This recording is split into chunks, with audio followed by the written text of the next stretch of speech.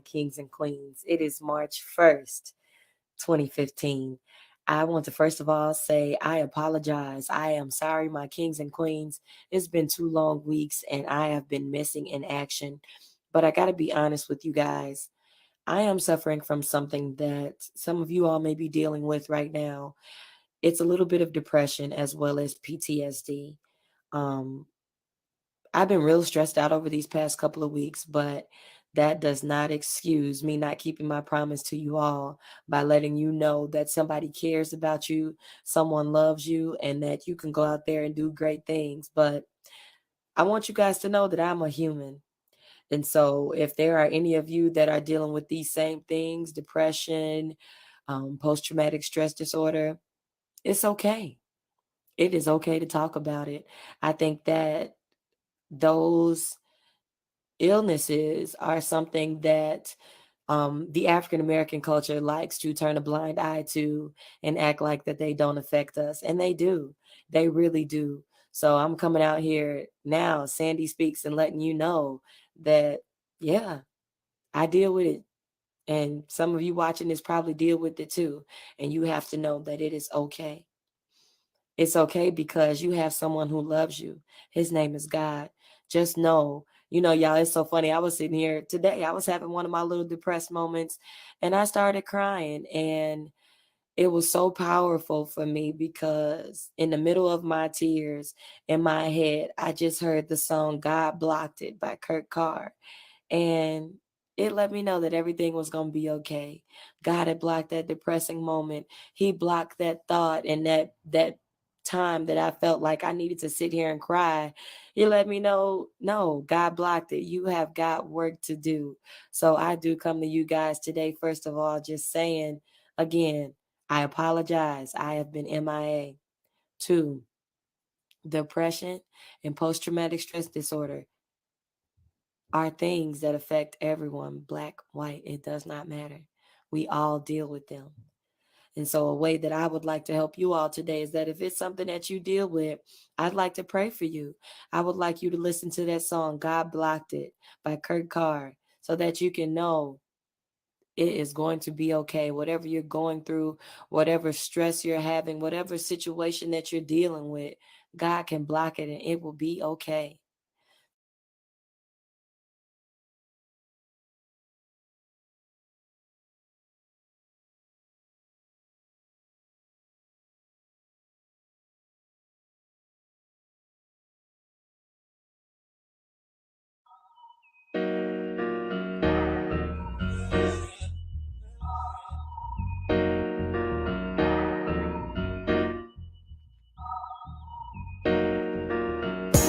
Dear God, please don't let me relapse and return to the evil that men do.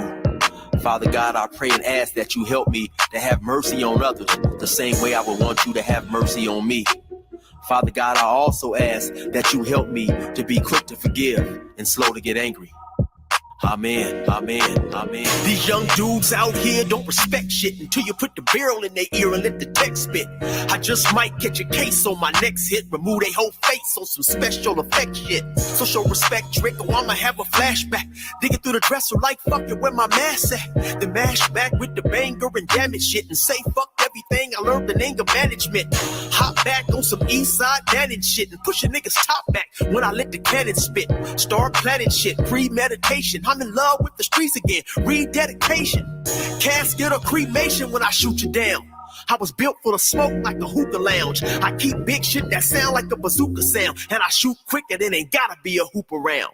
Dear God, please don't let me relapse and return to the G-Ride, 3 straps, ski mask with the case, squeezing keys apps, spraying everything from a nigga's brain to his kneecaps. Dear God, please don't let me relapse and return to the G-Ride with the 3 straps, ski mask with the case, squeezing keys apps, spraying everything from a nigga's brain to his kneecaps. Gun on me, it ain't never for show, homie. I'm far from a bully, but I'm never a hoe. Get out of line, my Beretta will blow. Real talk, we can take the beef wherever we go. I bring it to your front door like I'm Uber Eats. I guarantee you listen up when this Ruger speaks. Plus I maneuver through these streets like a ghost, and I'm handy with the heat. I cook a nigga like a roast. On me, homie, this is not a boast. I will still come through, boy, and stop a nigga's post. Play him close, man, Eric will ease it. Quickly off the waistband, man, and Eric will squeeze it. Leave you niggas laid out dead or paraplegic. Niggas playing in these streets while I'm very strategic. I come to your house dressed like the gas man. Shoot you 9 times, leave you stretched by the trash can. Dear God, please don't let me relapse and return to the G-Ride with 3 straps. The ski mask with the case, squeezing keys apps, spraying everything from a nigga's brain to his kneecaps. Dear God, please don't let me relapse and return to the G-Ride with the 3 straps. The ski mask with the case, squeezing keys apps, spraying everything from a nigga's brain to his kneecaps. I don't put shit on Facebook, I just holler in person. Put the pistol in your mouth while you're hollering and cursing. All that shit you kept rehearsing and put on your live, got you clapped with the big 4-5. You bitch nigga, if you tell me to pull up, I'ma do that. That nigga who was whooping first nigga that I shoot at. Ski mask on my face, bystanders be like, who that? I ain't with the talking, bitch, boy, I thought you knew that. Leave his brains where my shoe at and bounce like I'm on a trampoline. Leave you laid out, nigga, like you camping on the scene. If you want something sweet, grab a peach or tangerine. Niggas won't smoke, well fuck it, I'ma let them handle steam. AR with the beam, you see the red dot? We tug on this trigger, nigga, it'll make your head pop. Blood pouring down to your shoes, call it Red Sox. Your brains hanging all over your shoulders like some dreadlocks. Expect the gang of dead ops. They ever cross the line? The Lord said in the Bible, oh, revenge is mine. So I'm just trying to find a righteous path between the two. Before I lose control and do the shit I used to do. This being humble shit is new. I'm trying to turn the other cheek, but I ain't never been a bitch, so watch your mouth when you speak.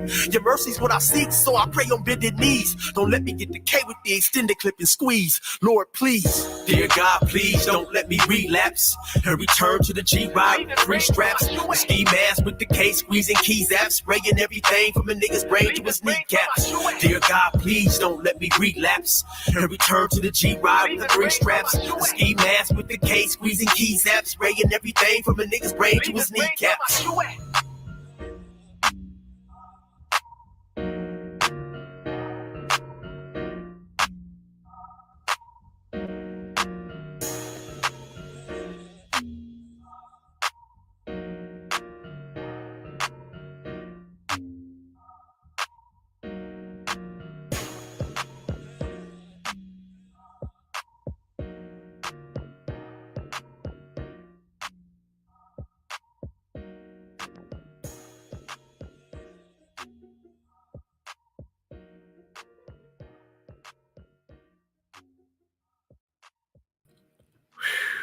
Shopify helps you sell at every stage of your business. Oh boy. Good morning, everybody. Good morning, y'all. How y'all doing this morning? This beautiful Sunday morning. Shout out to Risa Neal's sister, man. You know what I mean? She's in that place, man, where, you know, there's no more pain, no more sorrow, no more nothing, man, of bad, man. It's only upscale from there, right? Shout out to Risa Neal, man. First of all, we want to thank our brother Eric, man, for giving us that music. Shout out to brother Eric, man. Peace and blessings, and man, you know, may God order your steps, brother. That's brother Eric, been 16 to life. Let us use that music in the beginning and the intro, man. Shout out to brother Eric. Go check him out. His page is blowing up, man. Woo, it's blowing up. Go check him out. All right. Let's see. Let's see who's in the building, y'all. And then we got a couple of different things. We got some things to talk about today, man. Is God real?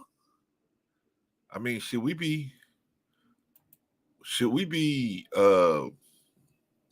what's the word I want to use, man? Should we be investing time into trying to believe in God or follow his way, or should we? Let's look into it. Let's look into it. We're gonna get there. Y'all. We got a couple things before we get to the major issue, which is now I was gonna do the Sandra Bland part 2.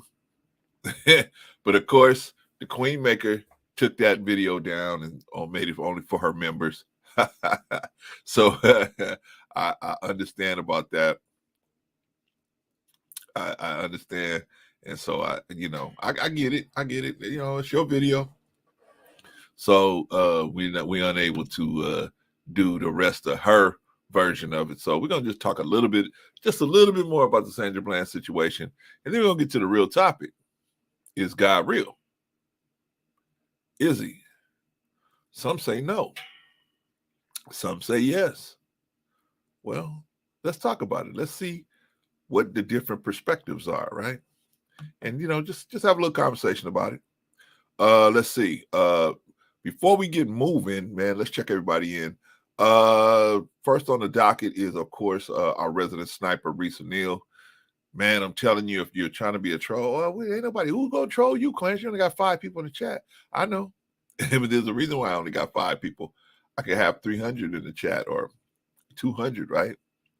You know what I mean? But I got to be talking about something crazy, right? If I was talking about something crazy, or if I was fighting with somebody, it'd be 30,000. It'd be 1,000 people in here, right? But you ever notice those people that fight with people? Once the fighting is over, once the dust clears, they back to 10 people, 20 people, maybe, right? In the chat, right? The snapback is hard, man. The snapback is hard. So I mean, so it's like, hey, I'd rather have my 6 solid people, man, that's gonna be here, than to jump up to 30 or 40, and then once I'm acting like I got sense again, it's the snapback comes back down to like 5 or 6 people. Man, let me just roll with the 5 or 6, right? Maybe a couple of you guys can get something out of a brother like me trying to help, man, but trying to put this kind of perspective out there, right? I'm not right on everything. I'm not right. So I'm not saying I'm right. I'm saying this is my perspective. And the people that can align with this kind of perspective, or at least appreciate that I got that perspective, maybe they can get something out of it, right? Because there is no right or wrong answers in this life. People only look at results, right? And one way may work for one person to get the same results that another person had to do it another way, right? So that's what this world looks at as results, right? That's all that matters, right? Doesn't matter how the sausage was made, just as long as the sausage is on the plate, right? Well, in most cases, but sometimes that does matter. Sometimes it does matter how the sausage is made, at least if you got a couple of standards, man, that you got to. Anyway, we'll get to all that. We'll talk about all that. But shout out to Reese O'Neal, man. You got to have an enforcer in the chat, man. You got to have somebody who the trolls respect. But Clarence, ain't nobody trolling you. You ain't got nobody. Ain't nobody who gonna troll you. I know they ain't here yet, but they may show up. They may get here. They may at some point get here. And if a person like Risa or M. Mills, their reputation precedes them, we can at least cut down on a lot of the foolery that might go along in the chat, the trolling that might go in the chat. Because when you got a bad chat, people don't want to engage with you. And when the people don't want to engage with you, it's hard to teach. At least we looking at it from teaching. I know most people say, well, I make more money than you. You probably do make more money than me, right? Because we are not monetized. Why you not monetized, Clarence? Because Clarence just trying to figure out a way where I don't want to be in that situation where I'm making money and all of a sudden YouTube decides they're going to just stop me from making money. I don't like that. So I'm trying to figure a way around that, man. Well, right now, the only way around that I got is I just won't monetize. I just won't get into monetize. I just won't be in a partner program. I can do other things. Because I mean, if it was about just money with me, then maybe that would be very important to me. But that's not my real objective here. I mean, it would be nice. Don't get me wrong. It would be nice. But that's not my real objective is the partner program. My real objective is maybe saving 1 or 2 of these young men from going through the stupidity that I went through, that God had to pull me out of. And hopefully we can, have some men of integrity. And, so, it's and hopefully that'll just be one step closer to having a better community, right? And changing the world one young man at a time, right? Maybe. Anyway, you gotta have an enforcer in the chat, man. You gotta have somebody that the trolls respect, man. So Reese O'Neal is that person, and Mills are that person, those people, man, that trolls, when they see them in there, they know, okay, maybe this ain't the place to troll, right? I would give Mills this much. And Mills might try to talk to you and try to work it out with you. Yeah, I don't Risa, man, it depends on how she feel, man. If she feel like throwing you a warning, you be lucky if you get a warning, right? You be lucky if you get a warning. But Risa, man, you could just be poofed. You know, so watch yourself out there, man. Watch yourself out there. But shout out to Risa Deal, man. Glad to have you in the building, sis. Who else in the building, man? Our sister Eddie's in the building, man. Excuse me. Y'all talking about God, I'm here, right? She may come up, she may not. I don't know. We'll see. But shout out to Sister Eddie, another valuable helper in this what we're trying to do over here, man. Shout out to Sister Eddie. Who else in the building? Who else?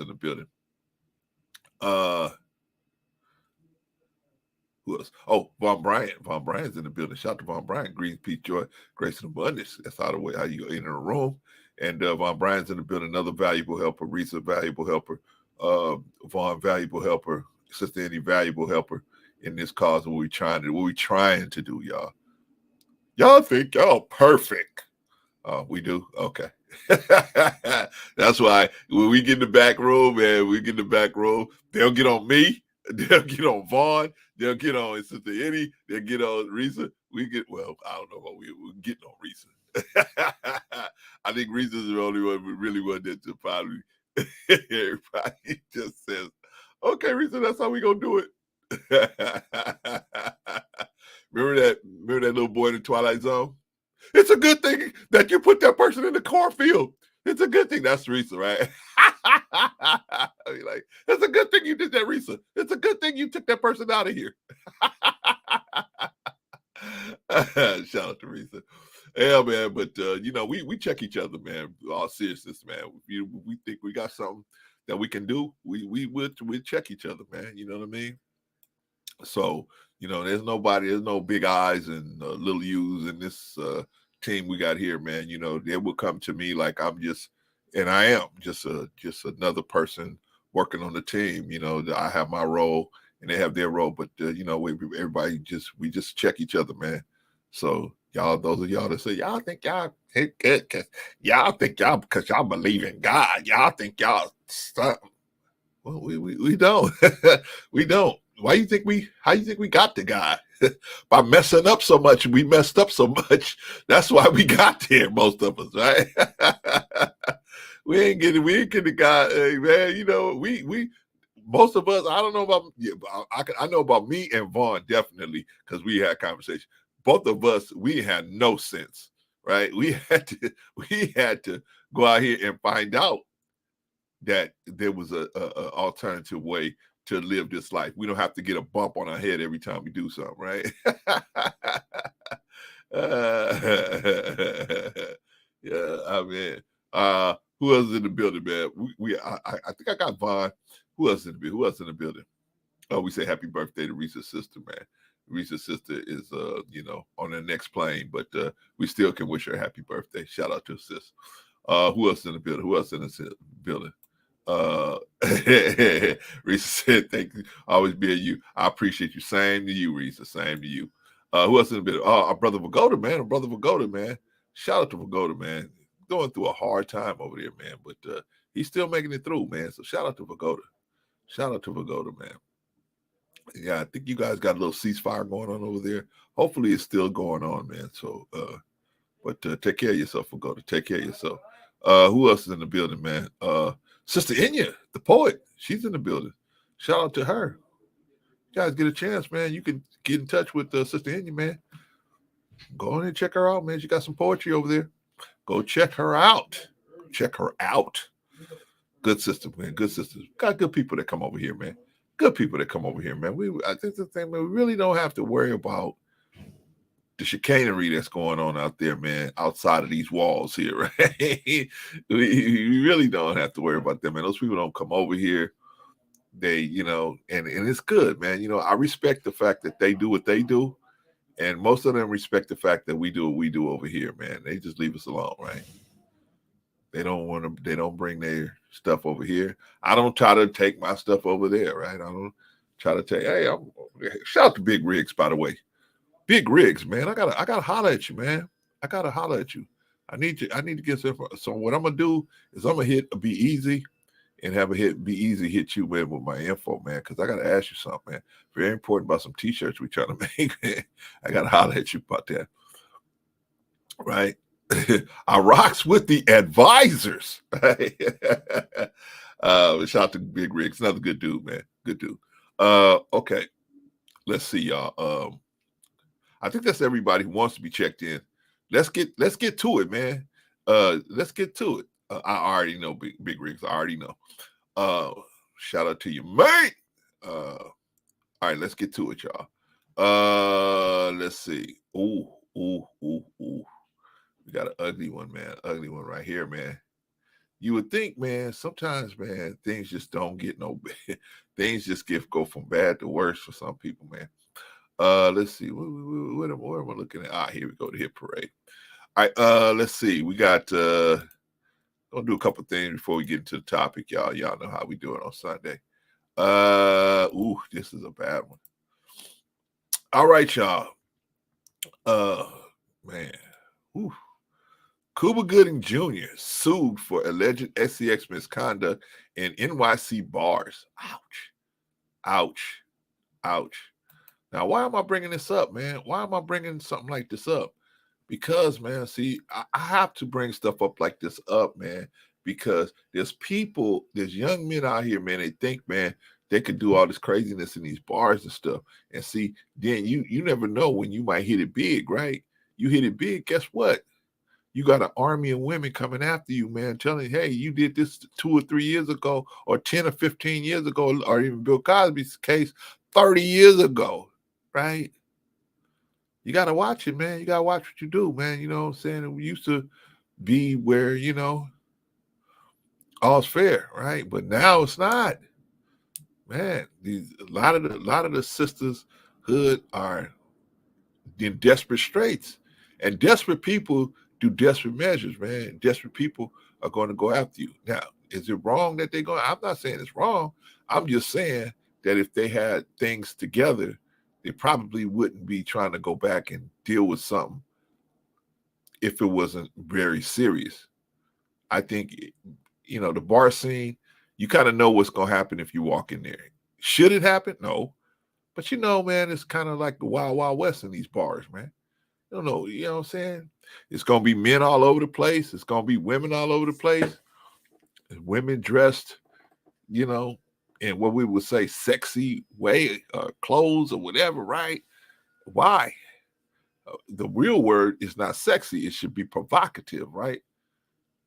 They dressed in provocative clothes, right? What's provocative? What's the root word of provocative? Provoke. They're trying to provoke you into taking some action, either speaking to them or spending money on them or trying to create a relationship with them, something to provoke you as a man to engage them, right? But I think I've always told you, I've always said this, that bars and clubs is the worst place to meet women. Bars and clubs is the worst place. I take that back. The worst place to meet women is in the workplace. Women that you're interested in being romantic with. The worst place is the workplace. That's the number one numero uno place. The numero uno place. The number two worst places to meet women is bars and clubs. Why? Because you can meet women in bars and clubs. You can have consensual situations with them. And then later on, it could turn out that, oh, well, I was drunk. That's why I consented. So I wasn't in my right mind. You took advantage of me. This all can happen. This can happen, right? Especially, and women that probably frequent bars and clubs. I'm talking about the club scene, man. They own that club scene. I ain't talking about, hey, man, I'm just going every now and then and pop in and get a drink. I'm talking about people that's working that situation, trying to meet men like on a regular basis. Even though you met one last week, you trying to get your list big, right? And that type of situation happens out there. and you can get caught up. Or you could just be not right in the mind, and you go in there and you start doing stuff because you feel like, hey, ain't nobody gonna really trip because I'm in a bar or a club, and you start forgetting the laws of the land, right? And you start going in there doing stuff, and then on top of that, you get inebriated. Oh, right. Well, if you are a well-known individual, you opening yourself up a lawsuit. You think these chicks would be suing somebody that worked at Kenny Shoes? They wouldn't be. They wouldn't be suing him for what? They take that one on the chin, typically. But if you're a well-known celebrity, man, you got to watch yourself. And even if you're not a well-known celebrity, man, if you're just a regular dude, you got to watch yourself out here, man. You can't. It's not like no more, man, where a woman would say, woman would cuss you out, and that will be that.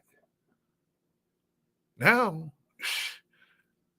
man, in the age where everybody's recording everything, I'm telling you, man, you just playing yourself. Anyway, let's look at Cooper Gooding Jr., man.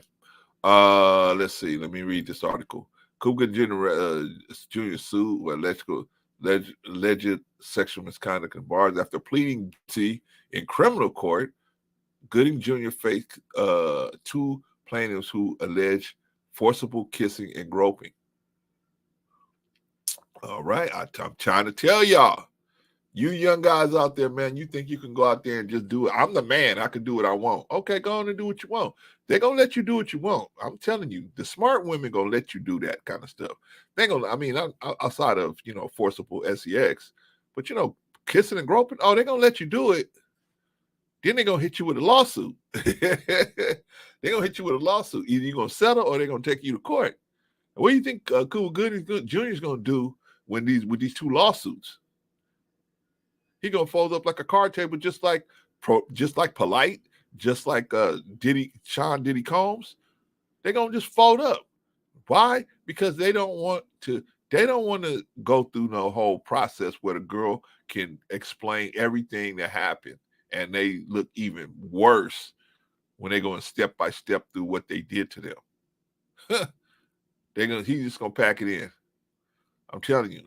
The only question is, do we got enough money to pay these two people? That's the only issue, right?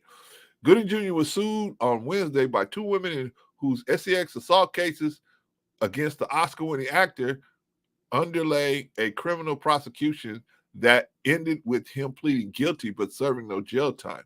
He got away with that one. He got away. He got lucky. He got lucky because, he could have been he did get at least a couple of years for that, right? But guess what?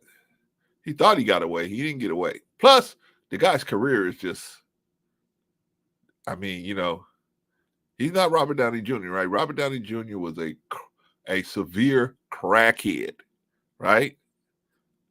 And he was able to put his career back together. I don't know if you got the complexion for the selection, homeboy.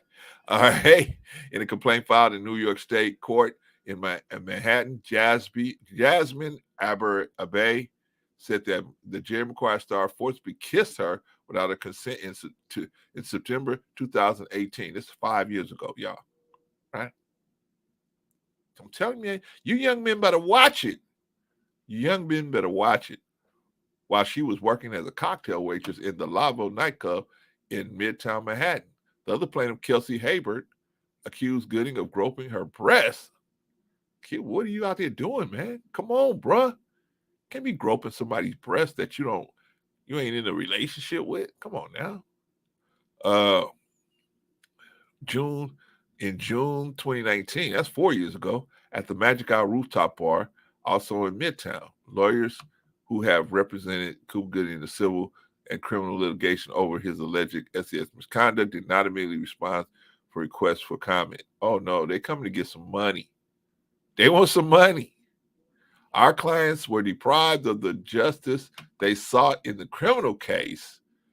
Gloria Allred, a lawyer for the plaintiffs, already said, and Gloria Allred knows that she is well skilled at getting money off of these men actors for stuff they done allegedly to these women. Oh man, she is well skilled. So now you got a real problem on your hands, man. Oh boy. A lawyer for the plaintiffs in the statement said they are now seeking justice and accountability for their civil cases. Ay.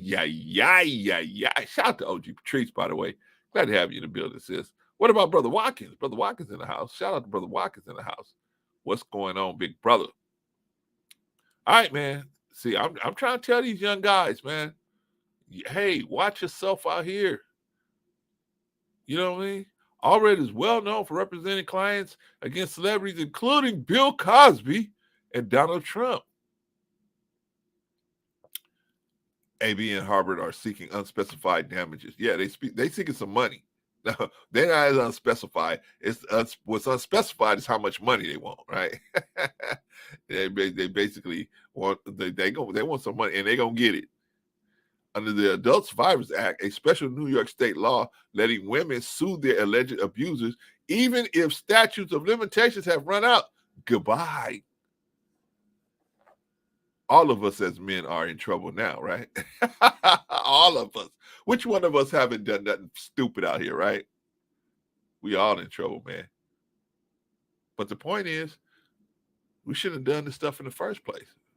But nobody's telling us. Nobody's going into it like I'm going into it, man. We're trying to warn you as a young person. Don't even get into this stuff, man. If you really set yourself up right, you ain't got to go grope no woman. The women will come to you. They will come to you, man. You don't have to grope nobody. And you just behave like a good person, man. I'm telling you, man. Everything will just move out of your way. And the kind of women that the problem is, I think, with people like Bill Cosby, Donald Trump, and Cuba Gooding, man, is that they want the type of women they want. They don't have that kind of woman in their house, right? They don't have this sex, kitten vixen in their house. So they trying to find that person out here instead of just understanding that, hey, man, that might not be for me, the vixen type woman, right? I mean, that's usually those women, all they have going for them is their looks and their sexual prowess, right? But that might not be the type of woman that I need in my life, right? That's all she got going on, right? But anyway, I digress.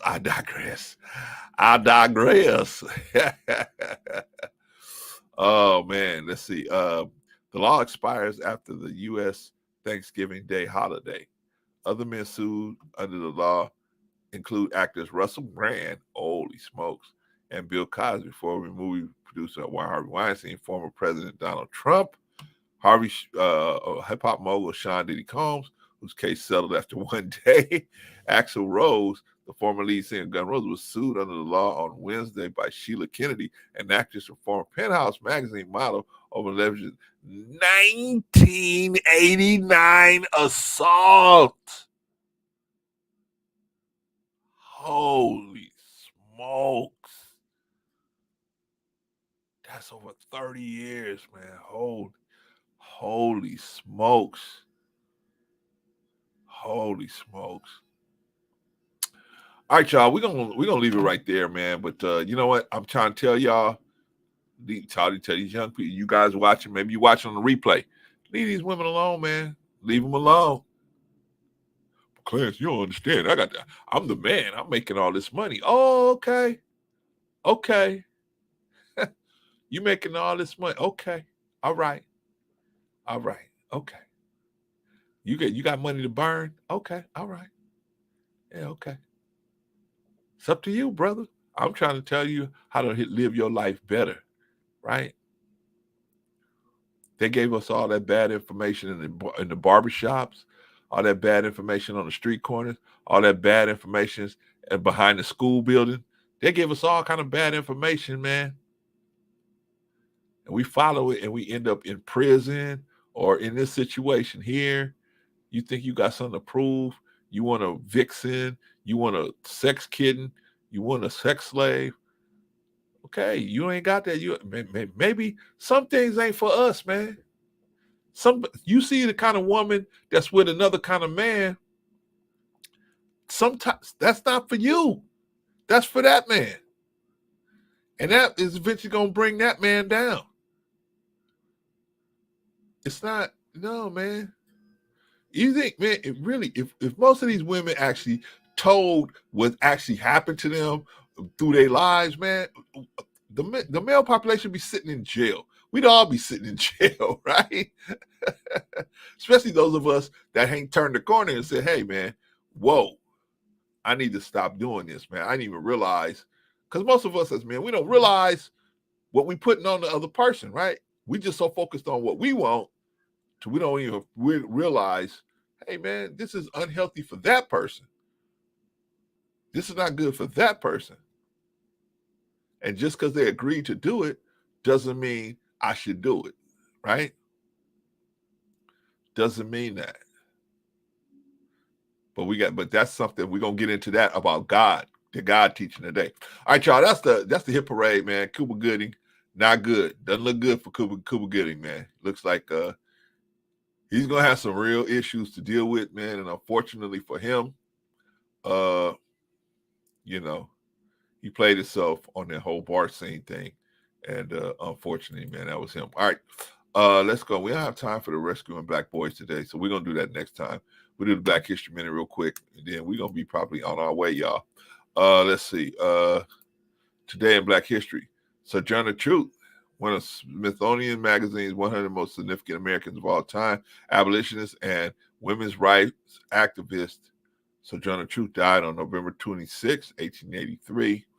Sojourner Truth was born a slave as Isabella Baumfree around 1797 in Schuylkill, Ulster County, New York. She escaped slavery with her daughter in 1826, and in 1828 became the first African-American woman to win a court case against a white man when she went to court to recover her son. She was associated with some of the most well-known abolitionists and women's suffrage advocates of the century, such as Frederick Douglass and Susan B. Anthony.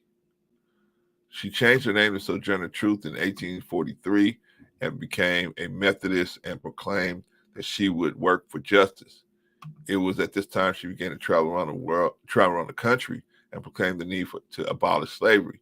She is perhaps most remembered for her famous speech, Ain't I a Woman, which was delivered extemporaneously in 1851 at the Ohio Women's Rights Convention in Akron, Ohio.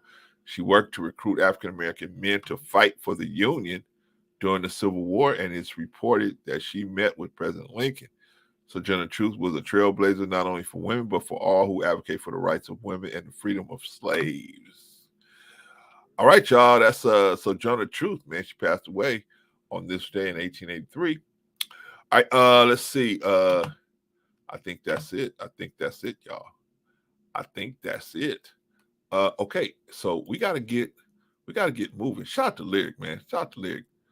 Lyric Speaks over there, man. Shout out to y'all in the village, man. I was watching a replay of the village this morning, man. The last one Bolo did. And man, whew. Ooh, got a little testy a little bit. But shout out to everybody over the village, man. All right, let's see. Where we at, y'all? Where we at? Well, I think that's everything. We're gonna cover a little bit of the Sandra Bland situation, and then we're gonna get into because, and here's why. Here's the thing. Here's the reason why, y'all. The Queen Maker pulled down the video, right? She pulled down the video as only her members can see it. So that's where me and Rico was working from, was that video. So obviously we can't review it like we want to, but I just go into this little thing about how they tried to say that she was using her cigarette as a weapon. Fox News, they tried to say that she was using a cigarette as a weapon. So let me bring that up real quick, man. Young Turks, shout out to Young Turks. They're gonna let us use this Let's see. Yeah, let's use this thing, man. We're gonna get let me do one thing first, y'all. One thing first. Let's see. What we got? What we got? What we got? Here we go. Here we go, y'all. All right, let's see. Let's do it. Let's do it, y'all. Let's break this down just a little bit. And then we're gonna get into, is God real? What's going on? And now they're saying, yes, we're going to bring in outsiders and we welcome a federal investigation. I, I think the answer as to whether the cop instigated a situation that didn't need to get instigated with Sandy Bland is very obvious. We showed all the videotapes for you guys. He's the one that escalating throughout. He's the one who says, I'm going to light you up. And he gets mad at her because she won't put out her cigarette, which she's got every right to smoke in her own car. And she didn't have to be in jail, certainly for those 3 days. Those are all obvious things. Whether she committed suicide or was killed inside jail is not obvious. And I've said this from day one. So now there are some small piece of new evidence in that regard. They talked to Alexandria Pyle. She was an inmate in the next cell to Sandy Bland. And she said she was crying, and I could barely understand her. I was like, it's okay, don't cry. Can't rain all the time. It'll be all right.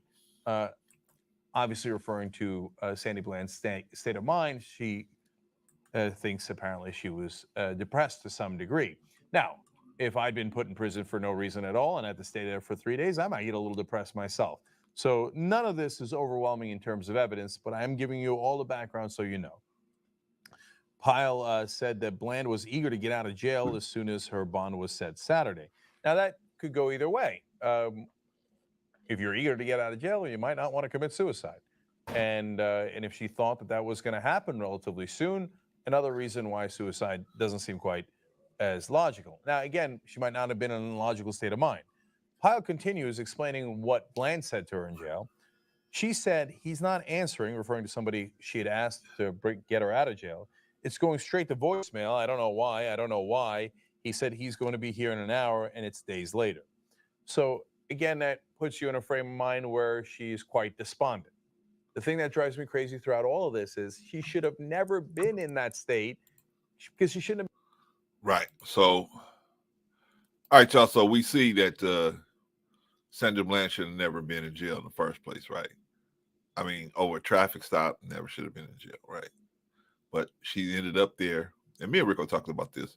She ended up there just off the anger of the cop, right? The cop got angry with her because she wouldn't put out the cigarette. Excuse me, and that's where things escalated, right?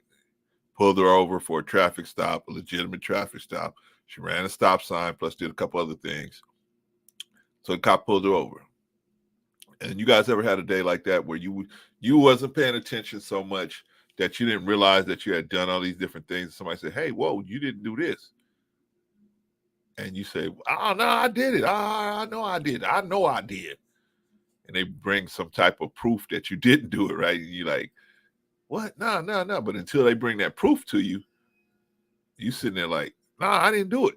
I'm good. Well, maybe Sandra Bland was in that mentality at the time when she felt, because she obviously felt like she didn't break any laws, right? She felt like she had been picked out for some reason, right? Other than breaking the law. And so obviously we went through that. We saw that the cop didn't do nothing wrong when he stopped her. Now, when he do something wrong, he did a couple things wrong. Besides trying to pull her out of the car, what he did wrong was one of the things he was doing was asking her questions that was outside of his authority. Well, expecting her to answer, right? You can ask what you want to ask as a cop, right? Can I have your phone number, right? Can I do this? You can ask whatever you want to ask. Can I look in the car? Can I look in the trunk? But as an American, I have a right to say no. You have a warrant? No. Okay. Well, then no, you can't look in the no. Thank you. Right? But the cop got mad because Sandra Bland had an attitude. Well, who has the bigger responsibility in a traffic stop? The cop or the person that violated the law? Who has the bigger responsibility of maintaining their composure?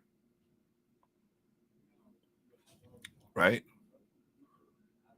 Because something like this could happen where the man didn't do something to Sandra Bland directly, but he indirectly helped her get into the situation where she eventually lost her life.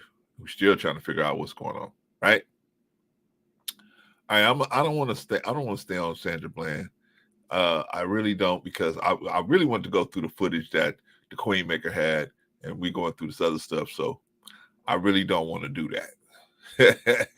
So I'm gonna cut this one short, y'all.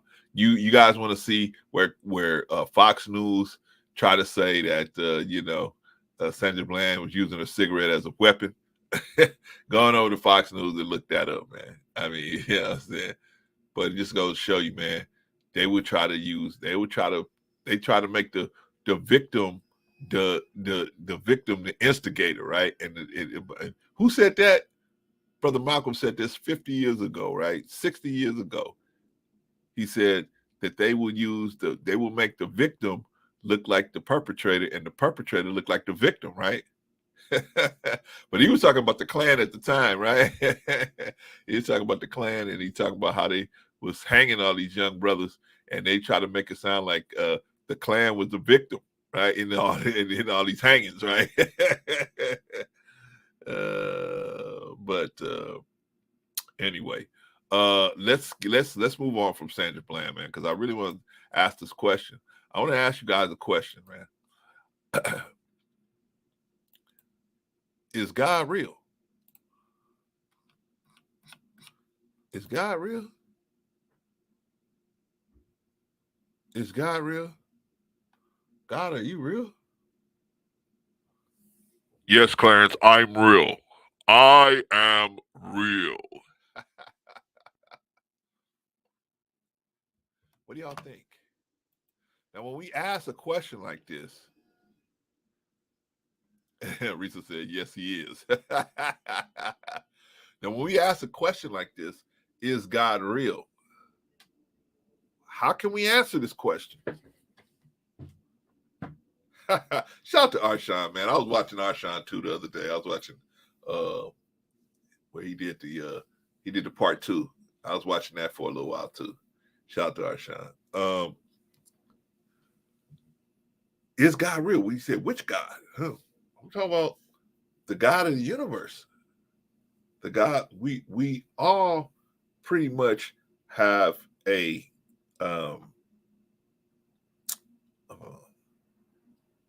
theory of what God is, and our theories of God tends to be a supreme being that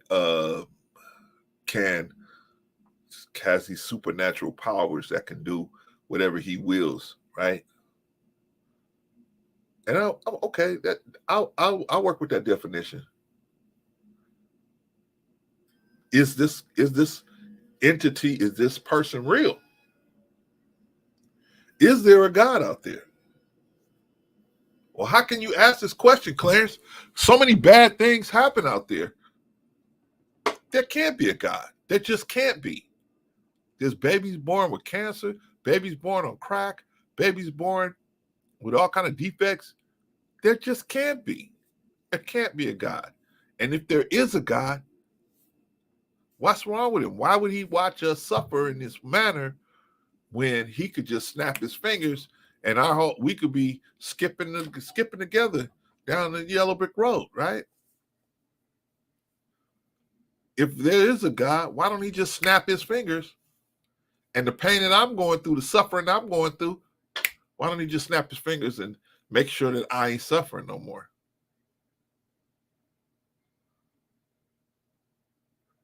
Well,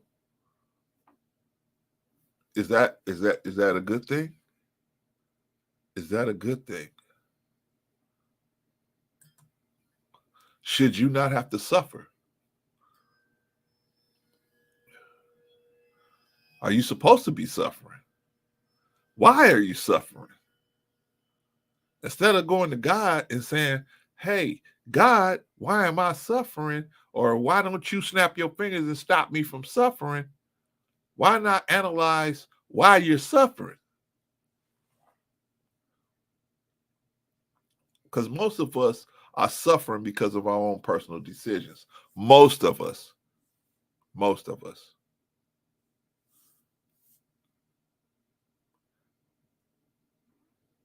Well, Clarence, you can't prove that God is real. I cannot. I cannot. Here's why I can't prove. Because we don't have one. We, as each individual has an individual line of belief that they would have to cross. I would have to cross that line in each person's mind, mentality, to get them to believe that God is real. That's a line you have to cross by yourself. Remember, Jesus said, seek and ye shall find. Right? What does that mean, seek? That means you're going to have to do some digging to get this information, man. It ain't going to be like right out there on a billboard, right? The devil puts all of what he wants you to do on a billboard in front of you. You ain't got to go nowhere to look for him. The billboard's right there. You want to gamble? There it is. You want to smoke? There it is. You want to, have, sexual relations with random people? There it is on the video. Join our Rumble or whatever, Bumble or whatever, dating app we got, right? You ain't got to go far. Vaughn said, a fool has said in his heart that there is no God. That's what I believe. I mean, I believe that. I wouldn't say a fool, but just, I would say a fool that knows better. Right? That just decide, hey, look, man, it's going to be easier on me if I live based on this wicked world. If I live, I base my everything on this, right? Okay. So that means, what does that mean for the rest of us? That's those of us that do believe in God. We're going to be outcasts. We're going to be outcasts. We're going to be goody two shoes. Right? We're going to be considered, what do you call that?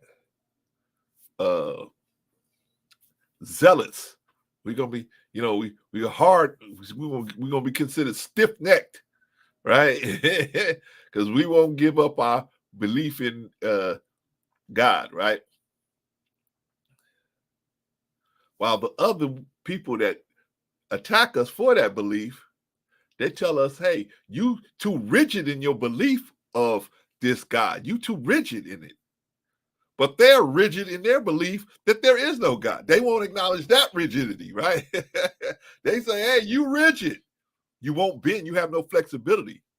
But you got no flexibility in your unbelief for God, right? See, there's certain doors when you open them, they swing both ways. They swing both ways. So you got to be if you willing to say this, then you got to be willing to take it upon yourself as well, right? I mean, that's just the reality, right? Told you, man. Elijah Muhammad said there's a duality in the universe on almost everything. There's a duality with everything, right? So if I say there is no God, then I got to understand it. There's somebody out there that's going to say, that's going to be just as serious about their disbelief in God. So what does this mean? Real. What does that mean? Real. What do we mean? Is God real? What does real mean?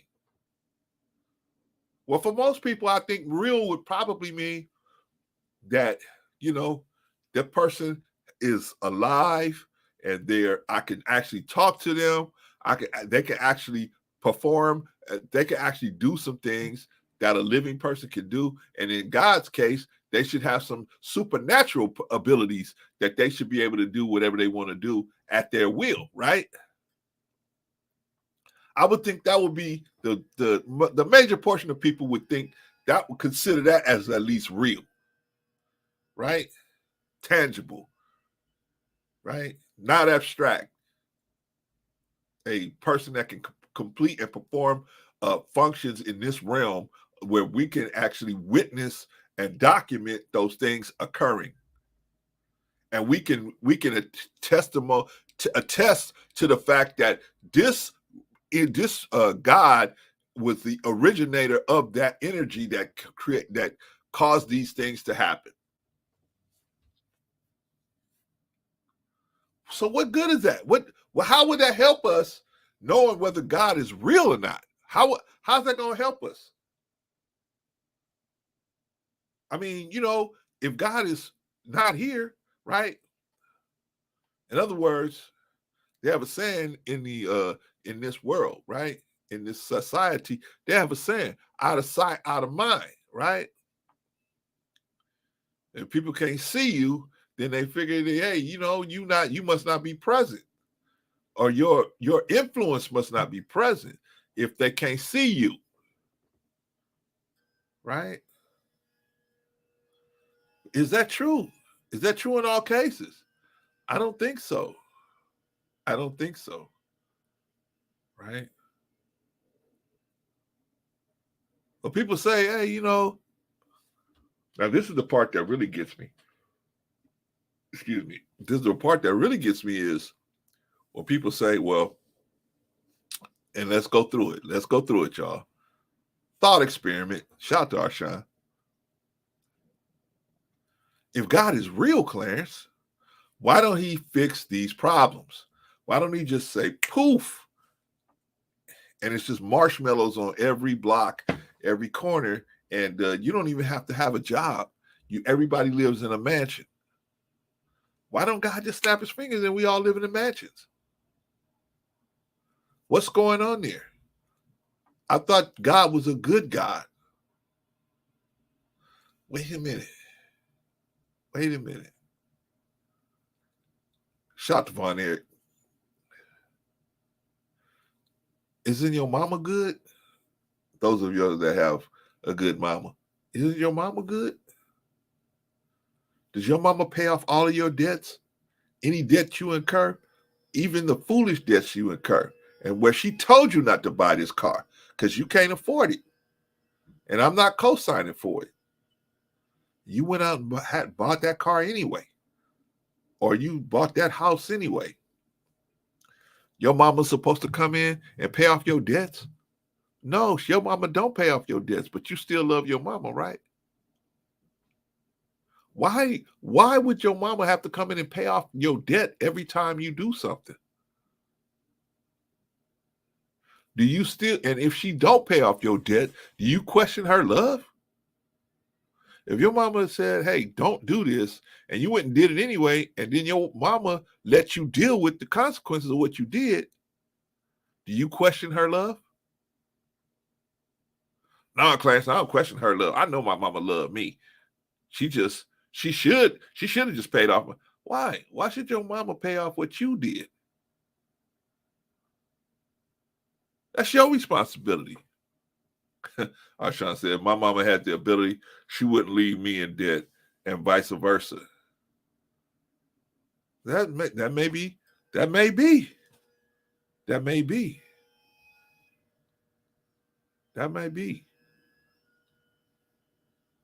But are you really helping a child by constantly coming in paying their debts all the time every time they incur a debt? Are you really teaching them how to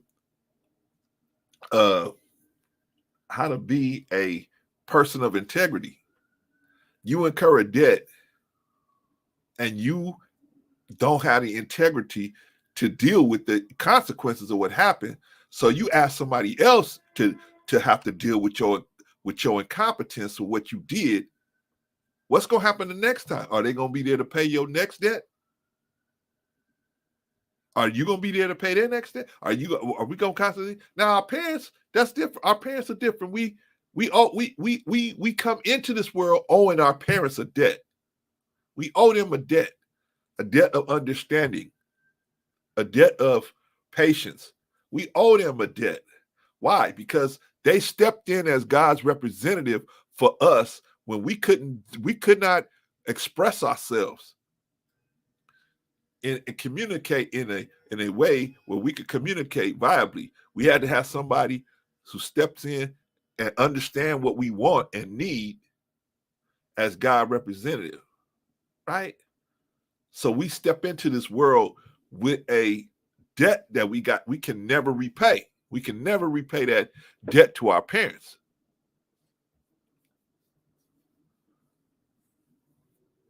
So if they need us for something and we can do it, we should do it. Unless it's something way outside of the scheme of things, which is incurring unnecessary debt. That is something that if my mom had did something like that, I would really have to sit down with her and say, hey, wait a minute. I might do it this time, but I ain't going to do it no more. Arshawn said, you arguing against Jesus, who paid debts for people who continually earn debt, so that God does continue to pay debts. How? I don't understand. Did he pay a debt that they even knew they owed? Or did he pay the debt that they... Okay, I don't know the Bible like you are, Sean. So you show me in the Bible where somebody went out and incurred a debt and Jesus came up and said, I got that for you, baby. Whoa, baby. Don't worry about it. They trying to repossess your mule. I got you, baby. Don't worry about it. Let me clap you out real quick. Hey, next time you get in trouble like this, holler at me. Get at me. You got my mathematics. Get at me. Because I'm clapping out people all day on this debt. Oh, what you did? You bought you a mansion that you couldn't afford? Don't worry, baby. I got you. This Big J over here. This Big J. And if you got a debt, Big J is coming through. Right? Show me that. I think we talk about two different types of debt. We talk about one type of debt where you enter in and your integrity is on the line. I think Jesus stepped in. The integrity wasn't on the line. It was the fact that the people didn't understand what was going on, and the debt that they had to pay, they didn't even realize. They didn't even realize that they entered into that situation. They didn't even realize that. Coming through the womb, that you already have that debt. You incurred that debt already. Right? I think that was the debt that Jesus was helping with. But I don't know. You tell me, man. Y'all know the Bible better than me, man. I'm sure you can bring out that with, hey, like you said, I'm Big J, baby. I'm Big J with the ones. I'm Big J with all these ones. And I'm here, baby. I'm here. Next, I just paid off your mansion. Next. Oh, wow. Oh, you got this horse that you can't pay for, right? You got this camel you can't pay for, right? Because you've been racing these camels, right? I got you, baby. Big J gonna clap you out. Right? So I'm talking about you're talking God paying bills. I'm not talking God paying bills. I'm talking about us as human beings paying bills. You said that God is paying bills. I said a lot of our people think that God should just snap his fingers and take care of a lot of stuff that we have personally gotten ourselves into. But should God do that? Every time we get ourselves into a situation like that, should God step in? Right? That's what the people think. A lot of people think that way. That's what I'm talking about, Arshawn. A lot of people think that way. Oh, man, I got a bad report card. God, even though I didn't study, even though I didn't do the work, can you fix this grade for me? Right? Right? God, even though I ain't been eating right, I'm eating real wrong. They just gave me a diagnosis of diabetes, Can you take that diagnosis of diabetes away from me? Right?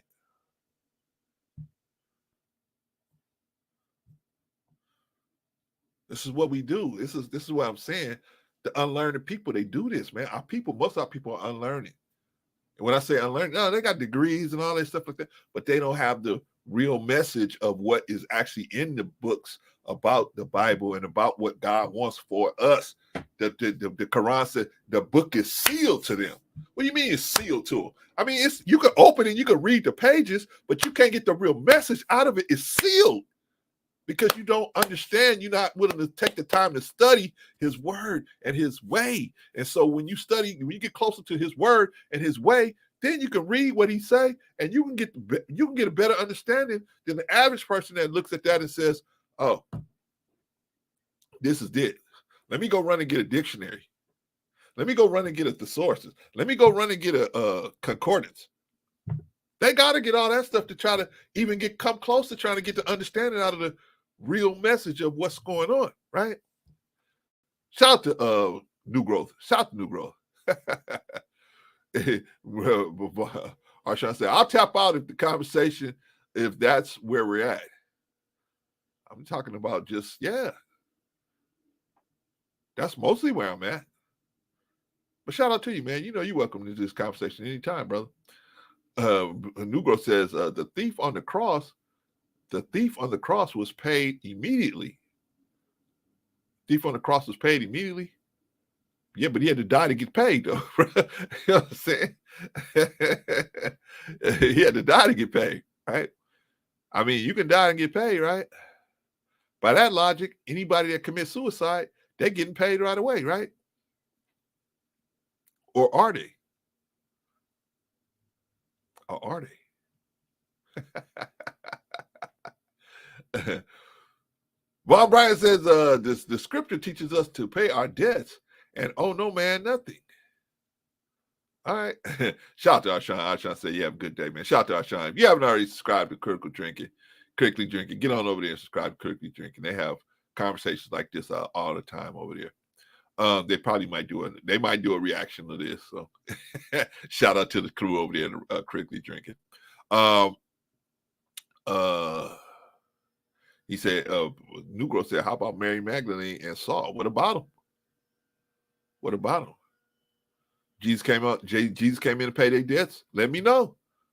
I don't know. I mean, I don't profess to be the smartest man in the world. And I know every line in the Bible, and I can bring it back up just like that. I can't say that.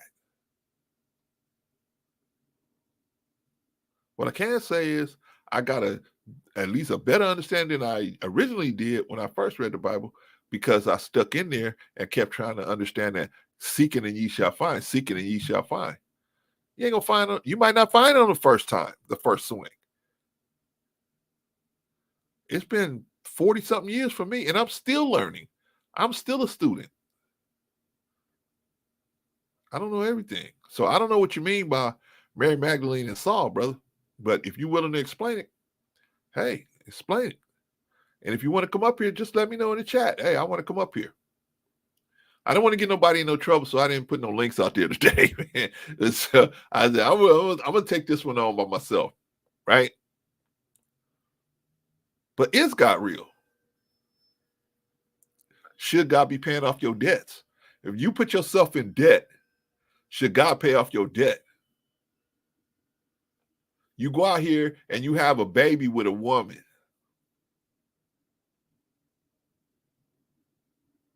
And you decide, hey, I don't want to pay no child support. I don't want nothing because I never wanted this child to be born. Even though I applied the law that would bring a baby into, applied the law of physics that will bring a baby into this world. I don't want to honor my duty. I should because I followed that law. I should be willing to stand by an obligation to that law, right?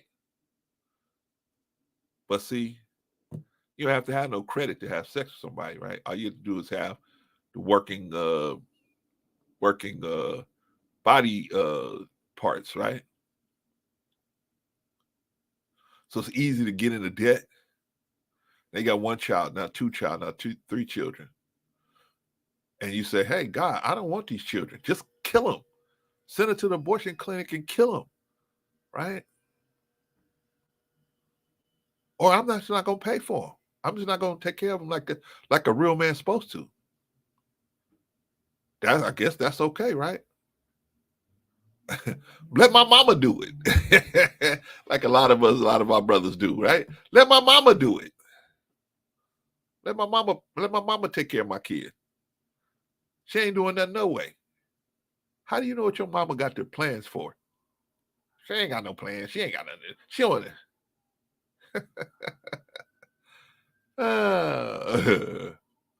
Black Negro said, according to the Bible, he did, but the Bible is such a book of poverty. Everybody will interpret it differently. But I feel you. I say, hey, no new growth. I'm not saying you wrong or right, or I'm wrong or right. I just say, hey, let's present this argument. Let's present this information so that, Jesus run around clapping people off. Let's go ahead and do that. Because in their mind, that's what's supposed to be happening, right? Jesus, I bought this car before the pandemic, and I had money then, but the pandemic, man, slowed down everything. And I couldn't get one of these PPP loans to pay it off. So, they talking about they're going to come and get it. Jesus, please fix it so they can't come and get my car.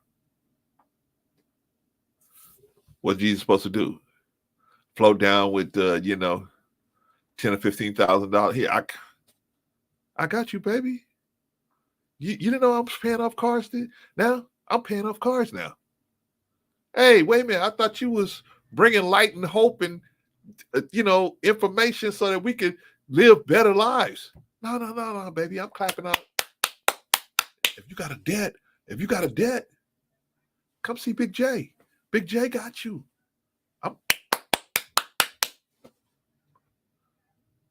But I thought you paid off our biggest debt that we didn't even know we incurred.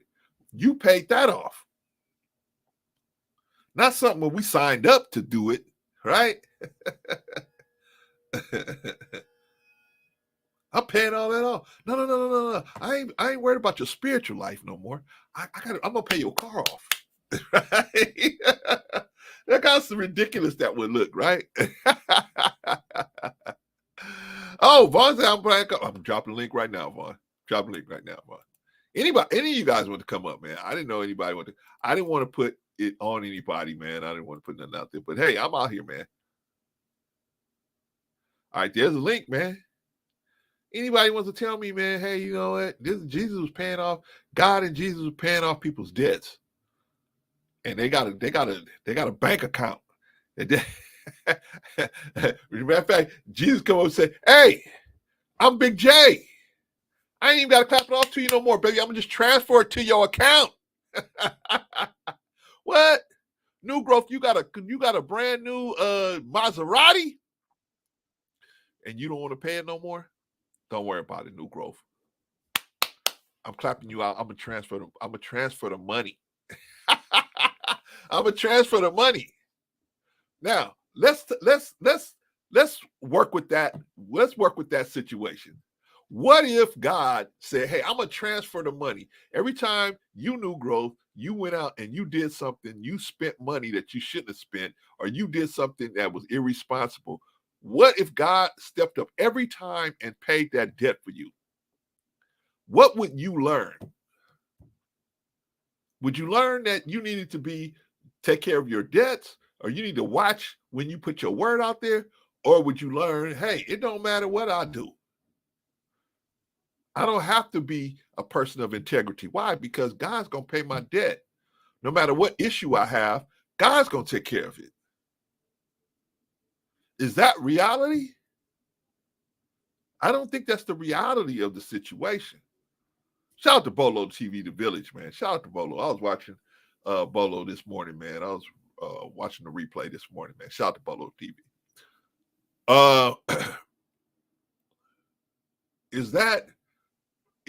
how would God be helping you by paying your debts off? And what do you think the next person would say to God?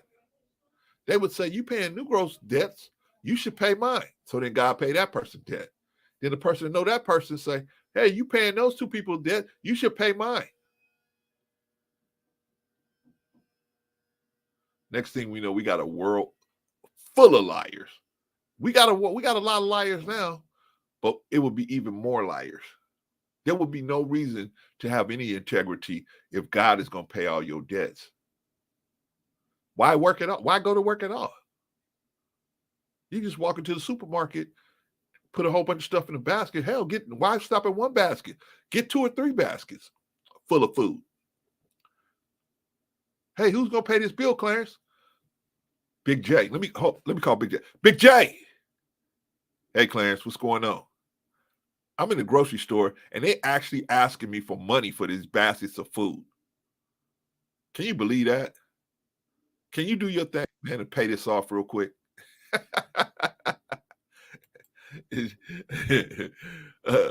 What's going on, New Growth? Peace, brother. Peace.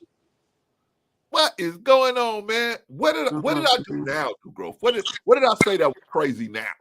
Man, you having interesting conversations, man. You need to stop doing that. Then we'll stay away. We'll just let you talk to yourself. Oh man. If you haven't already subscribed to Black Heart with New Growth also, go on over there and check him out. And check this brother out, man. Very talented, smart young brother, man. Check him out. You don't always agree with me, but definitely has his own a unique approach to everything, man. Very interesting, man. So check that brother out, man. All right, New Growth. Where do you see there might be a chink in what I'm saying? Just the debt thing. It's like I thought that's what Jesus, according to the Bible, that's what he died on the cross for. To forgive us. I'm not saying that we don't have consequences for actions.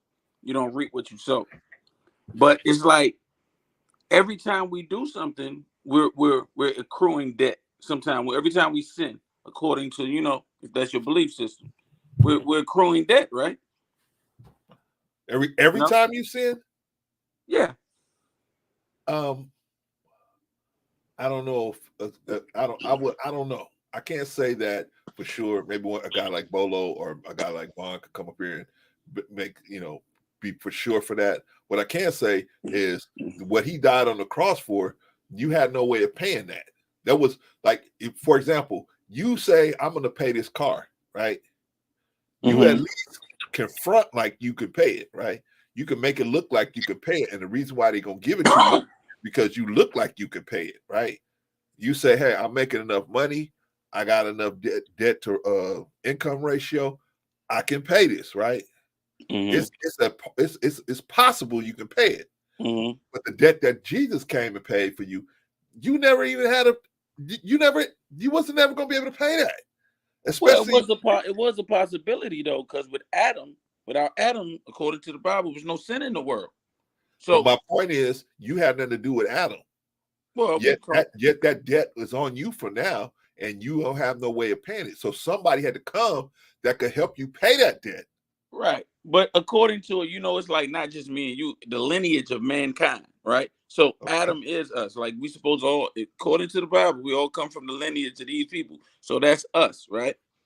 Okay. So Jesus came to pay that debt for what Adam and Eve did, that debt they accrued, right?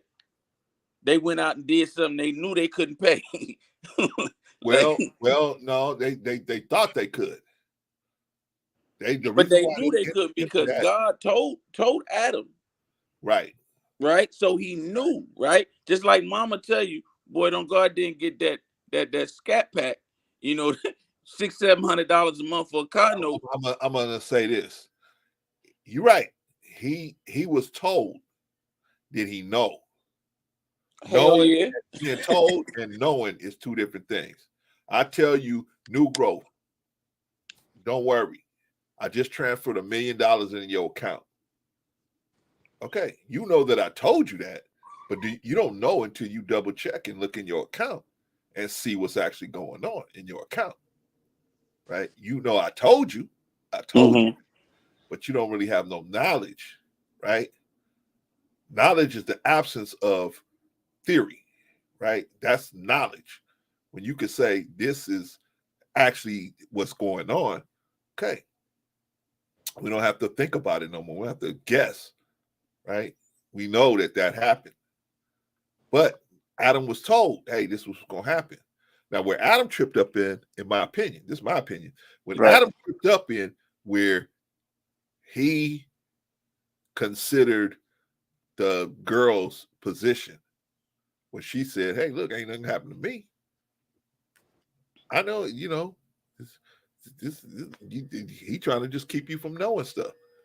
And she used her influence on him to put him to confuse him and cloud his judgment, and to say, well, even though God done told me this way before you got here, I'm gonna just do what you say because I'm focused on you, right? And we all, as men, we have been in there where we had done stupid stuff like that, right? Right. But that's the debt. This is my point. This is my point, New Growth. That's a debt that you and me had to pay for, but we weren't there. We didn't put that. We didn't do anything to get to that, to have that debt happening to us. Right. But according to that when Adam and Eve sinned, Jesus had to. It was already set in stone that Jesus had to come and do what he did. Right. He had to pay that debt for man to have eternal. Right. So therefore, he pays our debts. Like over and over again, he said, you know, we sin constantly. We do things we know we didn't supposed to do, right? We go to the altar, we ask for forgiveness, right? Okay. And that's what we do as human beings. There's certain things that we all go through. So I think he does pay the debt, but I'm not saying this without consequences. Right? Like if mama come over and, you know, she might give you something for the car note or something, or the car might get repossessed. She might give you that old Lincoln that that she had back in just to get around to get to work to and fro. Your credit's still messed up, but she came in there and took care of the situation for you. So I don't know. Even if she comes and pay the debt, you 3 months late on the car note. She took care of the debt, but your credit messed up now. So it's gonna be consequences. But yes, I do believe God, and I think it's examples, like I said, like Saul and Mary Magdalene and you know the sinner on the cross. Yeah, he paid the debt. To me, that's what I think he does. So maybe that's where it comes from. I'm talking about not the debts that because if all your debts should be paid by God, then why are you even working? Why should you even have a job? I mean, you should be able to just say, God, I want this car. Just I don't have a job. Give it to me, right? And God should pay your debt, right? Right. But it's not like that, right? Right. Because you know how they say we all sin and come short, right? Correct. So, yeah, because you're using your analogy, like with the car. I can't go in there and get approved for this car, right? Or even be in the conversation unless I've been doing something.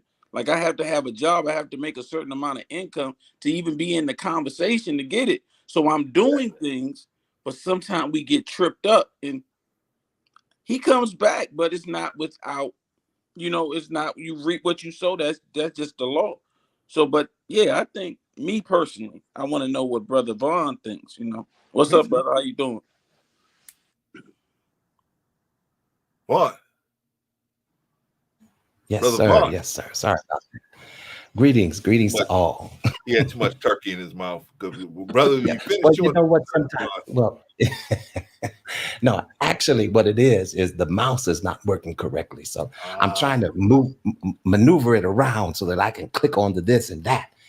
And you know, it just fails me at times. So it's the mouse, New Growth. Okay, it's the mouse. I'm gonna blame the mouse this time. I'm gonna blame the mouse. Is that all right?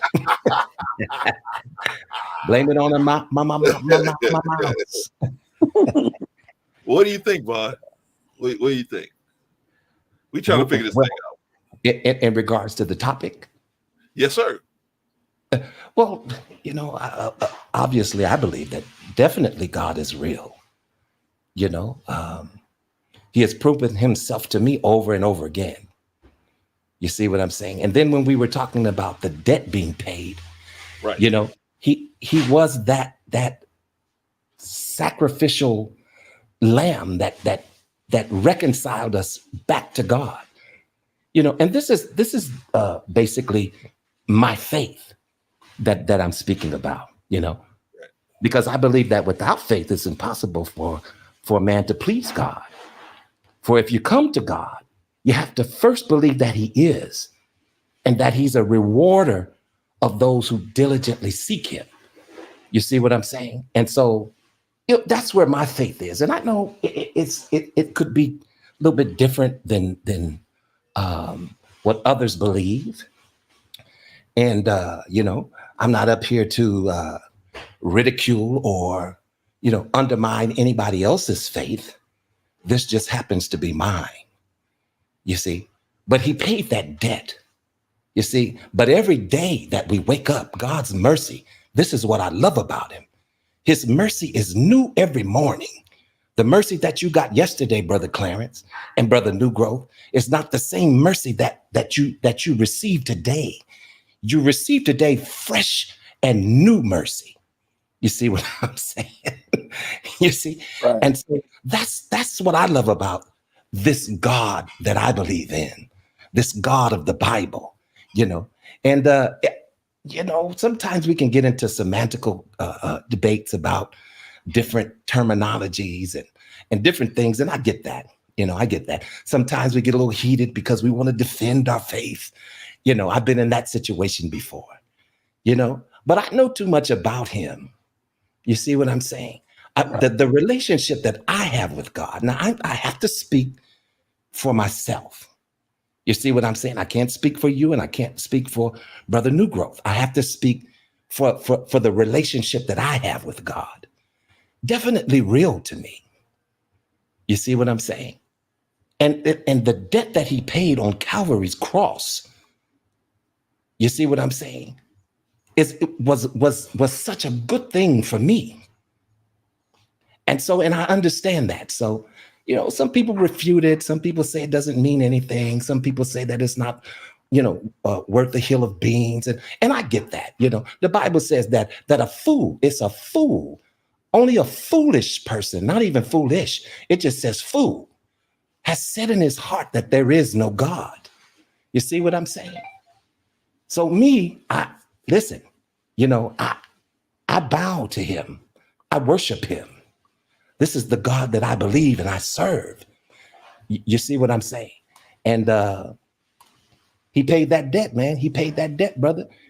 That's why the scripture says, if we confess our sins, you see what I'm saying? He's not wishy-washy about it, because Brother Clarence, you did it on Friday and you turned around and did it on Monday. And then 2 weeks later, you did it 3 times. Hold on. But he said, if you confess your sins, he's faithful and just to forgive you of your sins and cleanse you from all unrighteousness. So there we go. Yes. Listen, I have to learn how to give it at least like a minute remark. I'm sorry, gentlemen. But I know I get carried away at times, but it gets good to me, gentlemen. It gets good to me. All right. It felt good. I'm about to pass around the offering plate. That's right. See, I wanted to play some organs in the background. That was good. I want you guys to focus on something. Because I think we're talking about 2 different things. That's in my opinion.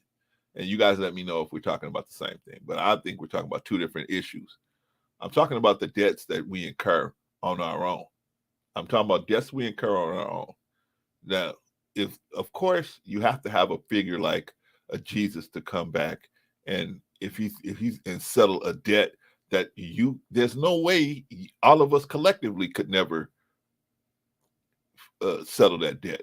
Somebody has to come from the home team and come and settle that debt for us, right? That's not what I'm talking about as far as debts we're incurring. I'm talking about debts we're incurring. We didn't incur that debt. That debt was kind of laid on us and we kind of got the brunt of what somebody else has done.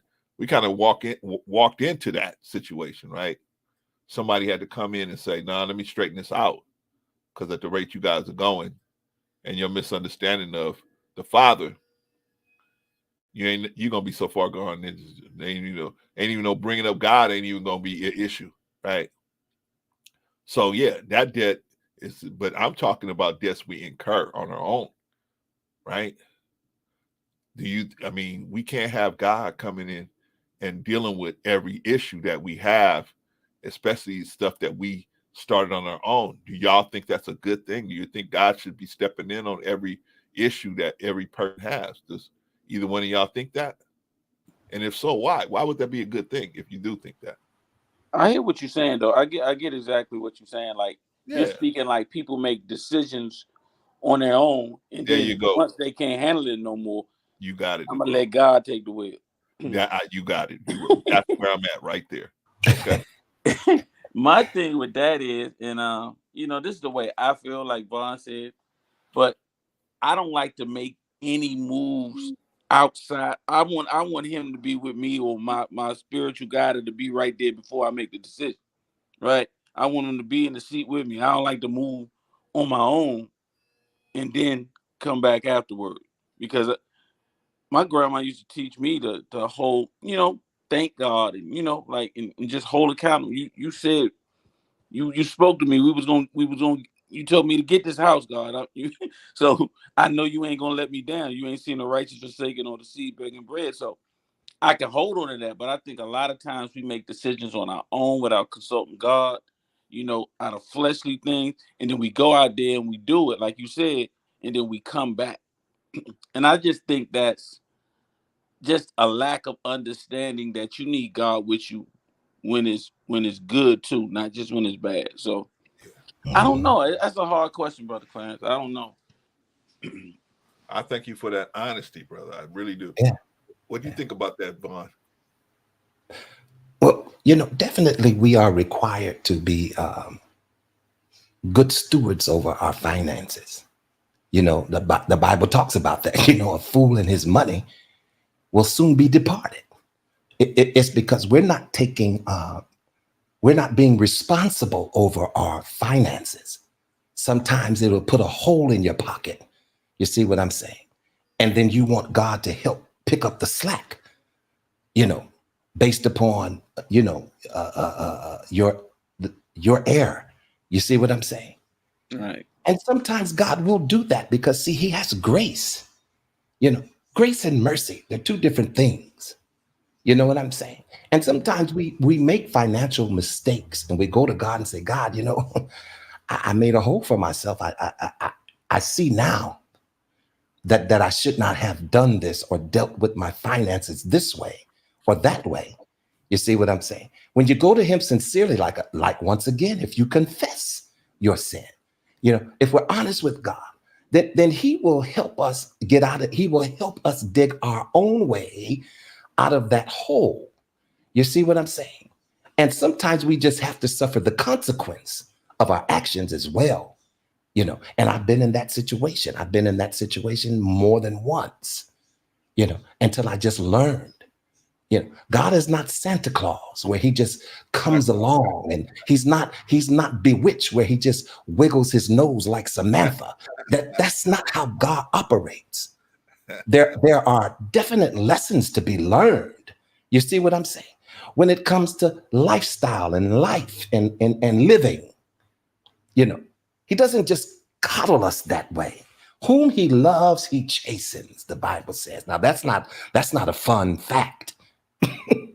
You see what I'm saying? But if you live by it, guess what? You're going to die by it. There's consequences behind our actions. But when it comes to our finances, definitely, Brother Clarence, I would definitely say that, we need to practice and learn how to be good stewards. God is not always a get out of jail, a free card. Some of us use him that way, though. You see what But okay, so guys, this is the issue so that I had to go through that to get us to this issue. The issue of why the people don't believe in God because God don't just run in and take care of their problems, right? God don't just run in and just say, okay, you got a car that you can't pay off.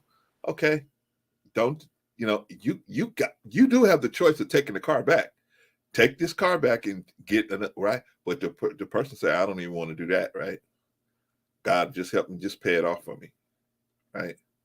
But there's implications to doing that for everybody on the planet. This is the implications to doing that. So that's my point is, okay, but the average person says, or average person that's a disbeliever in God, they usually say something like, well, God, you see all this bad stuff happening.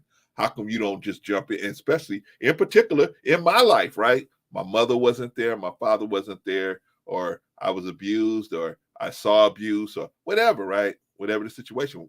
If you such a great God, why did you let that happen, right? Now, can we answer this question?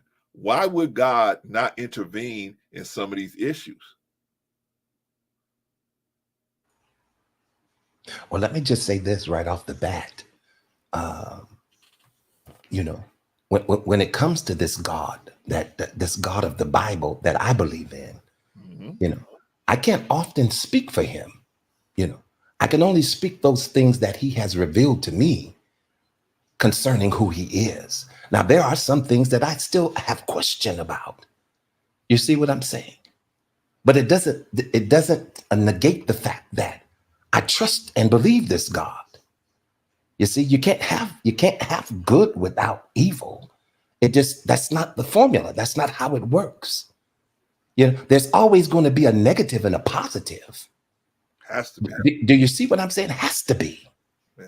You know, and so this is what God has created, as some say, so that now we put all of the onus on God. You know, and some people don't like this word free will. You know, so I'm just going to use the word choices. You know, we are at liberty to make certain choices as to how we live our lives. You see, some of us can go along, decide to do good, and some of us can go along and decide to do evil. But regardless to what you decide to do, there is a definite consequence. Definitely. You see what I'm saying? Definitely. What you think, Negro? That's rough, man. I understand how people feel that because, you know, sometimes your faith is tested, right? Yeah. But I think that's what develops it, you know. And I remember my grandma used to always tell me to range on the just as well as the unjust, right? So yes. I didn't know what the hell she was talking about, but I get it now. It's gonna be hard times. It's gonna be hard times. So even if you're doing absolutely everything wrong, it's gonna be hard time. If you're doing the wrong, it's gonna be hard time. You know, because once we start going into our own understanding, like, and a lot of us been taught that way, like, hey, you just do the right thing and everything's gonna end out perfect, right? And I think we're a society that's been blinded by that, and now we're on the opposite end. Like a certain generation is like, I'm gonna do whatever because such and such happened, so it's whatever. You know, I'm gonna scam, I'm gonna do this because grandmama did that and look what happened with her, you know. So right. it's just a tested, you know, a tricky time now. But I understand where they're coming from, but I don't agree with it. I don't agree that not to have faith because you seem like what you have faith in is not working out the way you want it to. Right. Everything goes in due time. That's my point, gentlemen. That's my point. Okay. So they think if I have faith, that's a good point. When I say they, I'm talking about the general disbeliever. Person they know about God, but they just choose for whatever reason, whatever happened to them, they decide, hey, I'm not going to pursue that information any further, right? I'm just going to disbelieve. But most of them feel like, you know, it's okay, right? And you know, as a matter of fact, because I want to go to the free will thing, but what were you actually saying right before New Growth? Because I got my notes here for the free will, but Well, let me just ask it. Let me just ask it, gentlemen. Before I get into, I'll go back and figure that out. But let me ask the question. Because see, the disbeliever, I know where I was at. The disbeliever thinks that if they have faith, their problem's gonna go away. But that's the reason why Jesus said it rains on the just and the unjust. It's gonna rain on, I mean, whether you doing right or not, there's laws of the universe are going to act on you and be at play no matter what, right? The laws of the universe going to be at play. If you do certain things, right, the laws of the universe is going to be at play no matter what you're doing. So you have to understand that. Even though you taking this on, you have to understand it. Now, if you profess that you believe in God, because we in a wicked world, we got to understand if we was in a righteous world and you professed that you was doing good, people would be happy. Yeah, all right, we got another one doing good. All right, that's good. We got a good society here. But when you in a wicked society and you say, hey, I want to believe in God, you're going to stand out. You're going to get negative opinions from the general public because the general public is in league with the wickedness that's going on around them. So you're gonna get standard. They're gonna say you stiff-necked. They're gonna say you believe too much in that bull, and on, whatever, right? They're gonna say that. So we have to understand and expect that as believers, those of us that believe in that. Now, here's another thing that this is what they talked about on our Sean show, Critical Drinking. They talked about and if you don't mind, Arshawn, I'm going to use this. They talked about, what did you just say, Vaughn? What is it? Where you can decide that you can do what you want to do. What is it? Free will. You're talking about free will. Okay. Free will. We talked about free will. Right.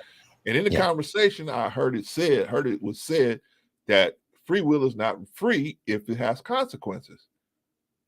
I think I heard that right. And Arshawn, if you're still out there, come up here and correct me if I didn't, because I don't want to play your video without you here. I want you here to say, to agree with the context of the video. So I'm not going to play it while you're not here, but that's what I thought I heard. So let's go with what I thought I heard, which was free will is not free if it has consequences, right? Now, any decision that we make out here in this world is going to have consequences, right? Whether I'm a slave or free, there's consequences to everything I'm going to do, right? Why is that? Because there's laws of the universe at work here, right? So no matter what I think, there's always going to be a consequence to it. Now, their purpose, the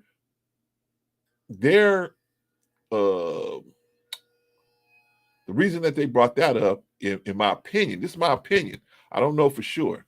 Arshawn, if you're out here, you still out there, come on up here, brother. You can explain it. Because I just want to talk about the free will part. And is that a bad thing that God gave us free will? First of all. And second of all, why should we have free will? Why should we? Why shouldn't we, rather? Why shouldn't we have free will? If us having free will is such a bad thing, why don't we just be born slaves? Right? Where we just pray to a God, not because we have a love for this God in our heart, but it's just the culture, the society pushes us to do it, and we just do it, right? Anybody want to comment on that? I do want to comment, but I have a little bit of background noise right now, so I'm going to let New Growth go ahead and do that first, if he can. New Growth, making sure them girls eating that cereal. Oh no, no, my bad. I don't know what happened. But yeah, I don't know. I like the concept of choice, as Vaughn put it. I love that idea because it's the freedom that, what's the point of us being here? In my opinion, from what I look at it. And you said, what were you asking? You said, is there a difference? It's not freedom. It's not freedom of choice if you have consequences or something. Yeah, that's what I thought I heard. I heard. So I'm going with that. Right. I mean, in certain cases, I can see what he's talking about, but kind of like if you just take it from the standpoint of eating something, right? You have a freedom of choice to eat whatever you want to do, right? Correct. But it's consequences that, like you said, the universe, like, or your body, right? Like if I Right. eat tomatoes, it's like that heartburn is coming, right? I have a Right. choice to eat them, but it's going to be consequences. So it's not necessarily, it's still a freedom of choice. I can do it, but am I willing to deal with the pain that comes along with it? Yeah. So I think free will is I don't know no other way. I wouldn't want to know other way. All right. Right. Wow. Okay. Well, I would say this. When it comes to quote unquote free will, some people don't like that terminology. Some people prefer choices or however it is. To me, it's a little semantical. That's just my opinion. I believe it all means the same thing. The thing that I really appreciate about God is that he wasn't so vain to the point to where he created a being that would just worship him automatically as if it was AI or a robot. Okay. He wasn't that vain, but he created beings, not just human beings, but angelic beings who definitely had a choice as to whether they wanted to worship and praise him or not. See, this liberty of choice wasn't just given to us human beings, but it was also given to the angelic host. You see what I'm saying? And you see that with the stories about how Lucifer fell because he still had a choice. You see what I'm saying? He chose to do what he did. So when it comes to free will, and I don't have a problem with saying it, if it offends someone in a conversation, I can always change it to choice. You see what I'm saying? But whatever you choose to do, like God said, listen, I set before you life and death, blessing and cursing. Now I would, and this is the words, I would that you would choose, those words are being used in the scripture, choose life. You see what I'm saying? But there's a definite consequence, brothers, that comes along with our decision-making, that decision-making process. See what I'm saying? Should I rob the bank? You see what I'm saying? Even if I planned it well, is there a consequence behind the choices that I make? Shout You out to see? Don GQ. But at the same time, I have a choice. I can either decide to rob the bank, or I can decide not to rob the bank. Okay. Each one comes with a consequence. So that doesn't mean that there's not a liberty there for you to choose, because it comes with the consequence. Come on, if you touch the hot stove, guess what?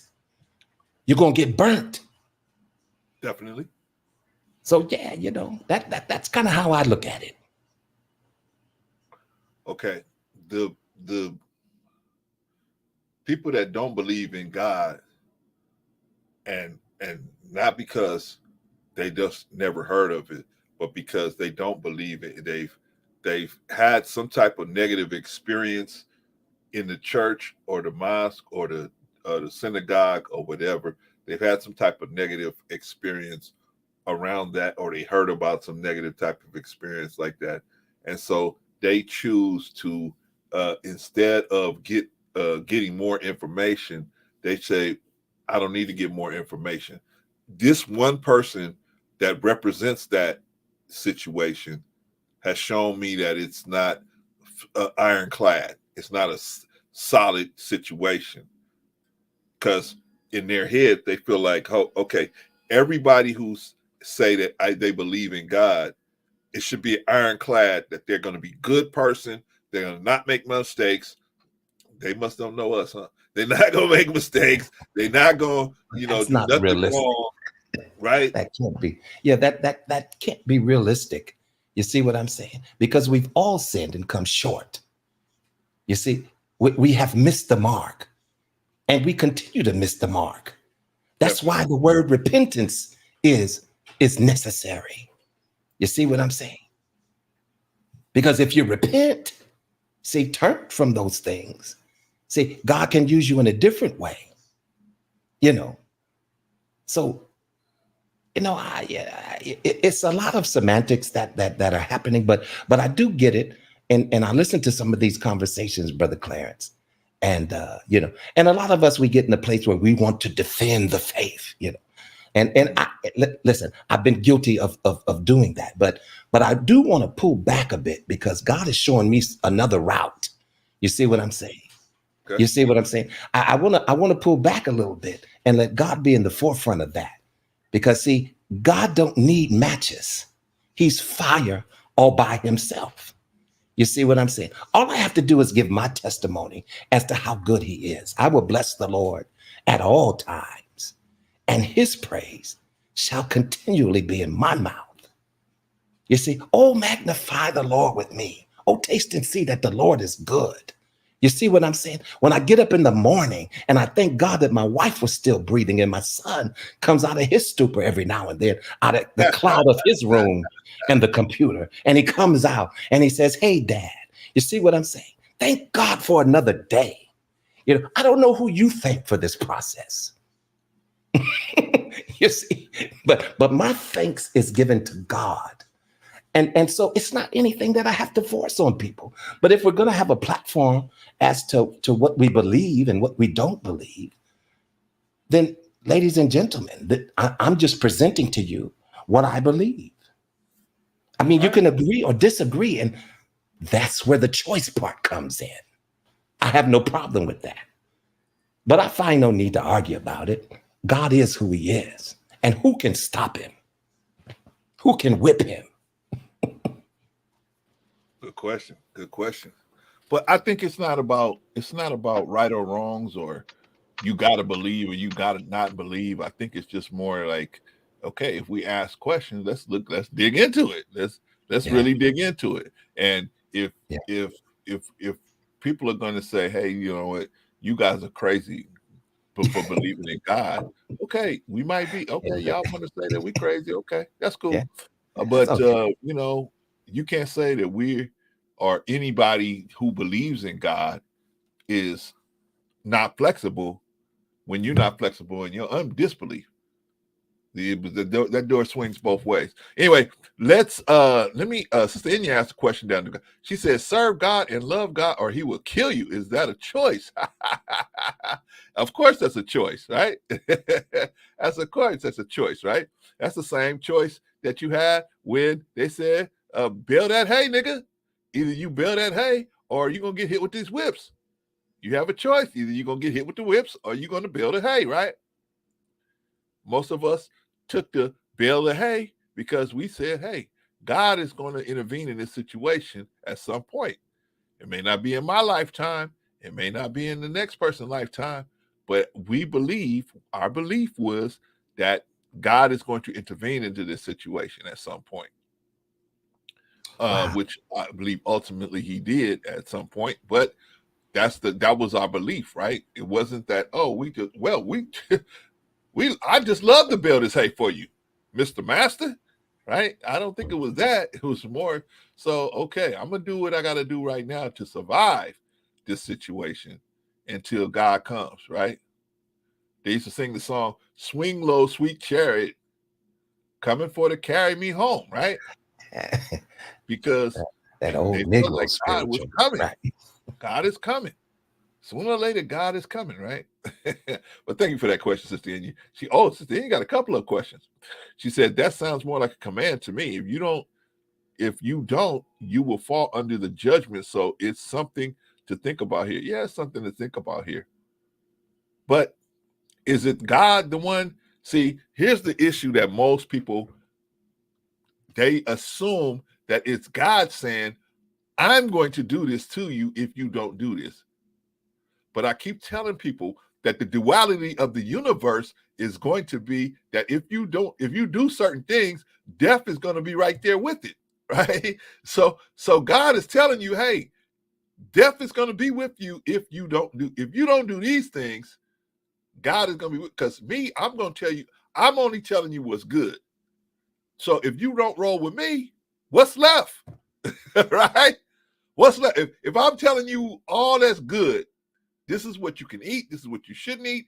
This is how you should think. This is how you should, you in the community is going to best be served if everybody has a line of demarcation. So certain things we can't do to each other, right?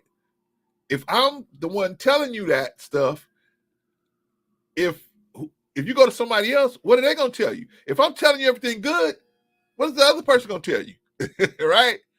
So I think that's the thing there. It's not where God is saying, hey, if you don't do this, I'm going to personally take this action against you. It's that the duality of the universe that has been set up to give you the life, I have to give you the death. Just like you have a car battery out in your car right now. It has a positive head and a negative head. Why? Because I can't just give you the positive head. I can't. This universe is not set up where we can just have positives on everything. I have to put the negative with the positive, right?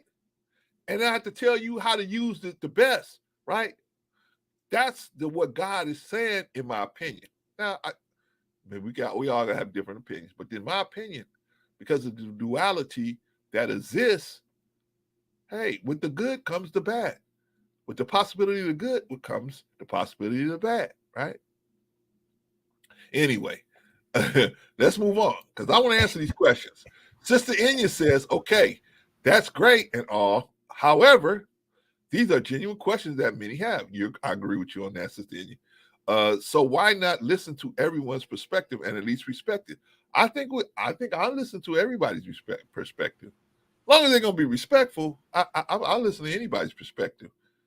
What I don't want them to do, or want anyone to do, is attack the other person, right? I don't want nobody to say, well, you this kind of person because you don't believe in God. And then the other person say, well, you this kind of person because you do believe in God. You know, I'm not trying to set something up like that. But if we can have a conversation, we may not going to persuade each other, but we at least have a conversation, get the points out there, right? But yeah, I'm all for that. Sister Annie said, bro, C, is that genuine service to God then, if you're only doing it because you don't want to die? Good question. Now, that's a good question. Good question.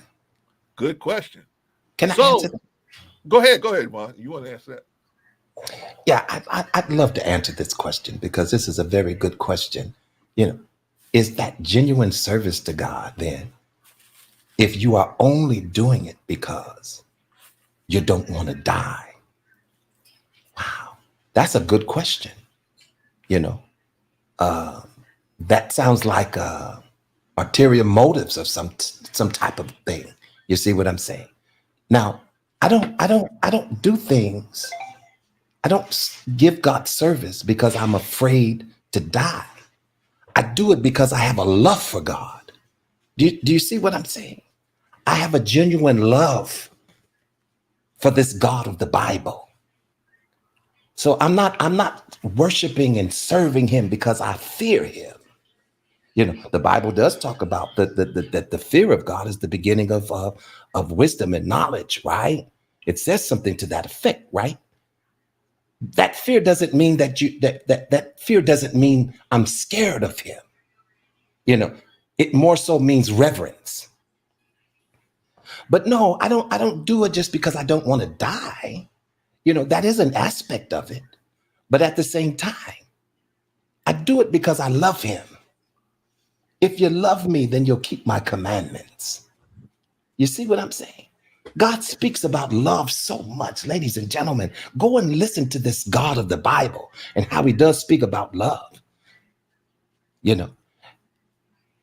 Yeah, so not just because, oh, if I don't do it, then I'm going to die. No, not for those purposes only.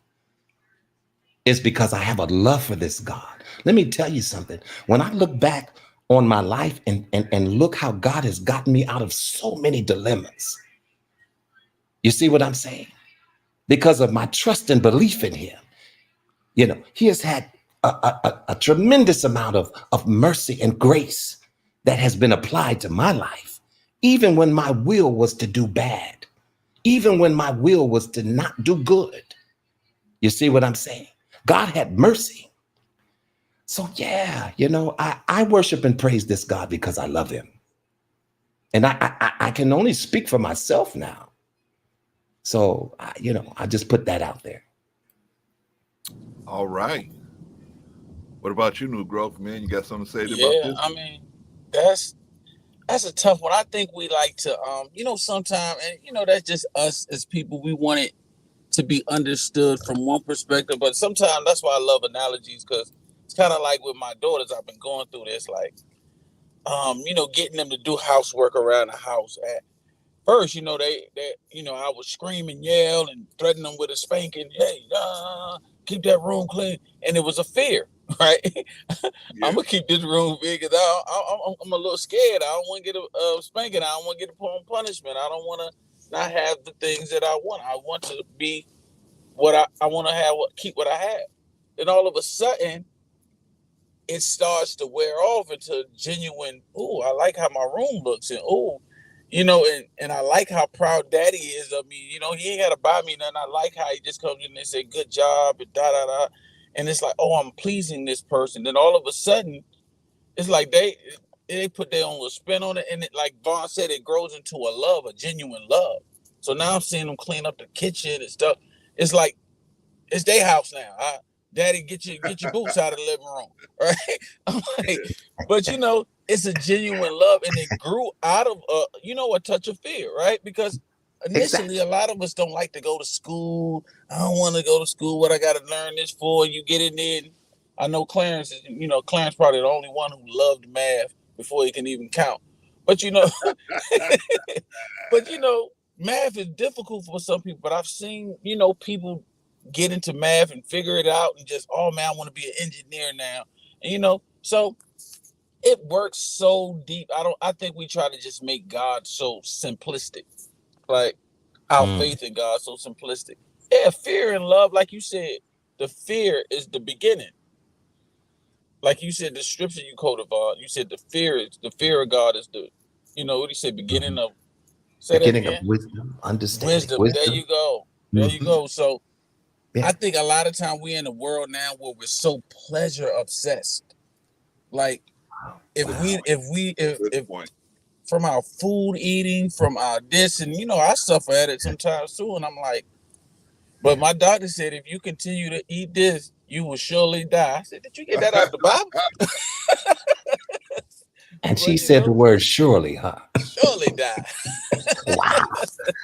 That'll make you step back a bit, right? And say, well, So wait a minute now. Let me look into that. Right. The fear on Thanksgiving, it was like, oh man, oh man, they got this, they got the fried turkey. And the fear said, let me stick with this vegan. Let me stick with this, So it grows out of fear to a love, and it's like you start cultivating new things, and it's like you become a ambassador for it. Like I see Vaughn as like an ambassador, a person going around just spreading the good news, right? Yeah. Yeah. But did you have a real side question real quick, Vaughn? You can answer real quick. Did you, when you first became a Christian or a believer, did you see yourself being an ambassador, or you were just going in there to save yourself or fear? Wow, that's a good question. In the early years of my relationship with God, it was based upon me getting to know him. You see what I'm saying? Understanding his word, understanding what the message is to me that he's trying to convey to me. You know what I'm saying?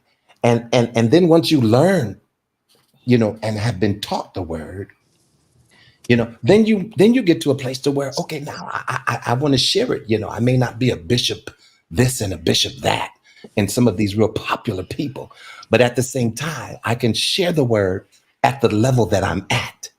You see what I'm saying? And so I had learned how to share the word at one particular level, and then you advance a little bit in the word. The Bible talks about, first we're gonna drink the milk. You see what I'm saying? Because that's what we can take. That's what our system can take, is just the milk first, and then we go to the meat of it, and that comes with more maturity. You see what I'm saying? Now, there's a lot of things about scripture that contradicts itself. You see, and that's where those good questions come in. And say, God, wait a minute, God, you said something over here, But then over here, you said something else. You see what I'm saying? What does that mean? Open that up to me. You see what I'm saying? And it's the Holy Spirit, that's my belief, that will reveal and open those things up to you as to why. And then we have to get to a place where we understand that we only know certain things in part. Even with some of these difficult questions, we may not get the answer in our present state.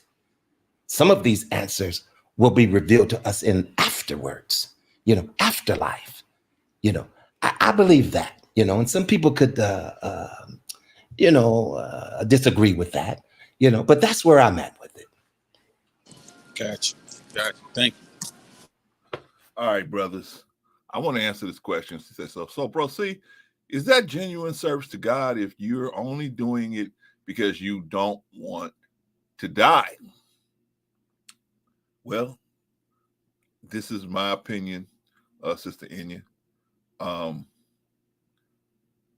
There's always going to be people that do things just because they don't want a negative consequence to happen to them, right? Not because of the positive thing that they're going to get out of it, but if I don't do this, I have to do that to myself sometimes. What if I don't pay this bill? What's going to happen? Okay, so I got to prioritize my bills so that, if there's one I can't pay, what's going to happen? Oh, okay, they're going to carry it over to the next month. Okay, I can deal with that because I got this one I got to knock down right away, right? You know what I mean? So sometimes we have to think like that, right? But when it comes to actually love, like for example, we love our parents. Most of us, we love our parents. Not because if we don't love them, they might have a negative reaction to it. It's because we love and we appreciate what they've done for us, right? But in most cases, we love them. But is something going to happen if we don't? No, what's the worst going to happen? We lose contact with them. Oh, well, right? So that's the way I'm thinking about it with God is that I figure that it shouldn't be about, well, we're going to die. It's not that you're going to die if you don't love God. You're going to die anyway, right? Whether you love God or not, you're going to die anyway. That's part of the deal. That's part of it. If you get life, death is going to come for you sooner or later. Point. That's a good point. Right? So whether you love God or not, you're going to die anyway. The question is, what benefit can you get for yourself, and what can you benefit? Can you, not like you can give God a benefit, but at least show your appreciation for what he has done. I mean, if you can't show your appreciation to the one that created the universe for you and gave it to you, how can you properly love your parents? I mean, how is that going to work? How are you properly going to love anyone? Here's a person that did everything for you, gave you everything. And you can't show this person. I mean, if you believe that. If you don't believe it, then you don't believe it. But let's say you believe that there is a supernatural person out there that can actually put this all together for us, for you and me and all of us. You mean the least we can't even say thank you or show our appreciation? But like I said, in a world that's against that belief, you're going to stand out. You're going to look like a, you're going to look like a clown. You're going to look like a, what's wrong with you? What's wrong with me? What's wrong with you? What's wrong with you? If you don't believe, okay, but leave me alone. I'm just trying to do my thing. I'm leaving you alone, letting you do your thing. You leave me alone, let me do my thing, right? I don't know if everybody's going to believe in God. I don't think that's the reality. I think more so the reality is that some people are going to believe in God. Some people are. And so that group of people are going to be having issues. They're going to be flying in and out. A lot of them are going to be flying in and out. Some of them are going to be solid, right? A small majority of people are going to be solid on what they believe, right? But some people, man, they're going to be influenced, right? Why you believe in that? There ain't no real God. Why would God? And, here's all these contradictions in the Bible. Here's all these contradictions in the Quran. Here's all these contradictions in the Torah, right? So why should you believe? Because, hey, this imam did this, and this preacher did that, and that, rabbi did this. So why would you believe in that? If it was such a good thing, all of those people would be perfect. Really, would they? If everybody was perfect, why do we need God in the first place? That's a good question. That's a good question. But to get back to Sister Inya's question, yes, that would be kind of crazy to do stuff only because you don't want to die, right?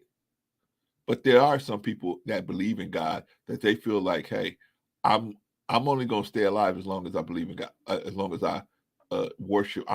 In other words, you ain't worshiping for the right reason. You worship it under the duress that you putting yourself under, that, hey, if I don't worship, God's going to do something to me. When in actuality, it's not that God's going to do something to you. Like we said, it's going to rain on the just and the unjust. I don't care how good of a person you are, you're going to catch some rain because of the duality. These things are laws of the universe that God had to allow to be here so that you can have life. The other part has to come with it. I don't know, man. I think I'm trying to make the point here. Yeah, man, listen, and we really all have to understand this too. For what if some did not believe? Just because some doesn't believe, shall their unbelief make the faith of God without effect? Oh, no, ma'am, no, sir. Just because you don't believe doesn't make the word of God to none effect.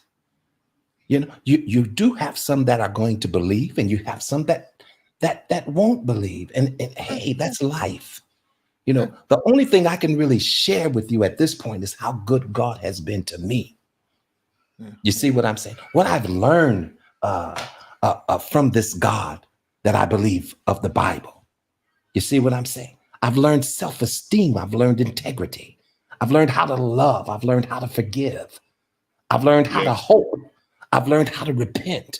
So many different lessons lessons of wisdom that I've taken from the book. I know people try to chop it up and make it all negative, but the carnal mind, brother, will not simply understand the spiritual things because of the carnality of the mind. Some things are carnal, some things are spiritual. And so that's where I think we have a split at times, and I get it. Hey, listen, not for me to argue about it. If you ask me on the panel to talk about it, hey, I'm gonna give you what I believe, what my faith is. You could talk about Buddha all day long. You could talk about Shintoism all day long. You can talk about witchcraft all day long, and I will listen to you. But when you ask me, what do you think, Brother Vaughn?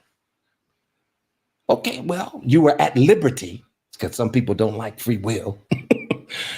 You were at liberty to share what it is that your belief and faith was. You see what I'm saying? And I have to share with you what mine is, if you would allow me to. But I'm not going to beat you over the head with it. I just stand flat-footed on it. And I have no problem. Listen, I'm not ashamed of the gospel of Jesus Christ, because it is the power of God unto salvation. So, you see what I'm saying? And everybody's very bold and blazing with their remarks and comments now. And it's okay for them to do so. But don't jump down my throat because I choose to do the same as well. You see? Well, like I said, man, everybody's not going to believe, and that's cool. Everybody's not going to believe. That's their what we say, free will, right? You're given the free will to decide whether you want to believe in the God or believe in, Ralph, right? Remember on What's Happening? Rerun believed in the lettuce, right? You can believe in Ralph, right? Believe in whatever you want to believe. But what we have to do is respect each other's position, right? Even though I may not believe what you believe, and you may not believe what I believe, but I respect you for what you for your belief, and I'm going to respect that. Even in a conversation, I'm going to try to respect it. I think that's how we can best get along as a community, because we got a lot of bigger fish to fry than who believes in what. Man. But the basis of us trying to have a good community and have good moral stance is having some standard of the creator. I mean, why not go to the person who has the best morals and go to that person and say, let's copy the morals off of this person, right? Because this person knows how to run the whole universe, right? we trying to get together and see who can, who can run our little group here, right? But let's go to if we're gonna start trying to model ourselves, let's model ourselves after the best of the best, right? Now, I want to put this free will thing to bed. Okay. So the free will thing was, like I said, it was started. I saw it on Critically Drinking where they were discussing the free will, and I heard it said that free will is not free will if it has consequences, right? To have free will, but you can't have. See, this is the part I think a lot of people that don't believe in God, they have this issue where they feel like it should just be all positive, right? You go out to your car, you open the car and you work on the car battery. It don't have a negative side. It just has a positive side, right? Or you use a magnet and it just has the north side. It don't have the south side, right? It don't have no polarity, nothing, right? But it's the differences that create the motion, right? It's the difference, right? The reason why the electrons are running around the neutrons and the protons in the nucleus of an atom is because of the difference in polarity. So that has to be there for you to have life at all, right? And this is what they don't see. They understand where to free will, that has for the free will to be here, you have to, there's going to be the option of doing something that could cause you harm. That option has to be there. Just like you got the option of following God's way, right? And you decide, I'm not going to follow God's way. But then something bad happens to you. Oh, God is punishing me for this. God is punishing me. Why? Why would you? God already told you, hey, this is going to lead you to pain and death and destruction. This way is going to lead you to life.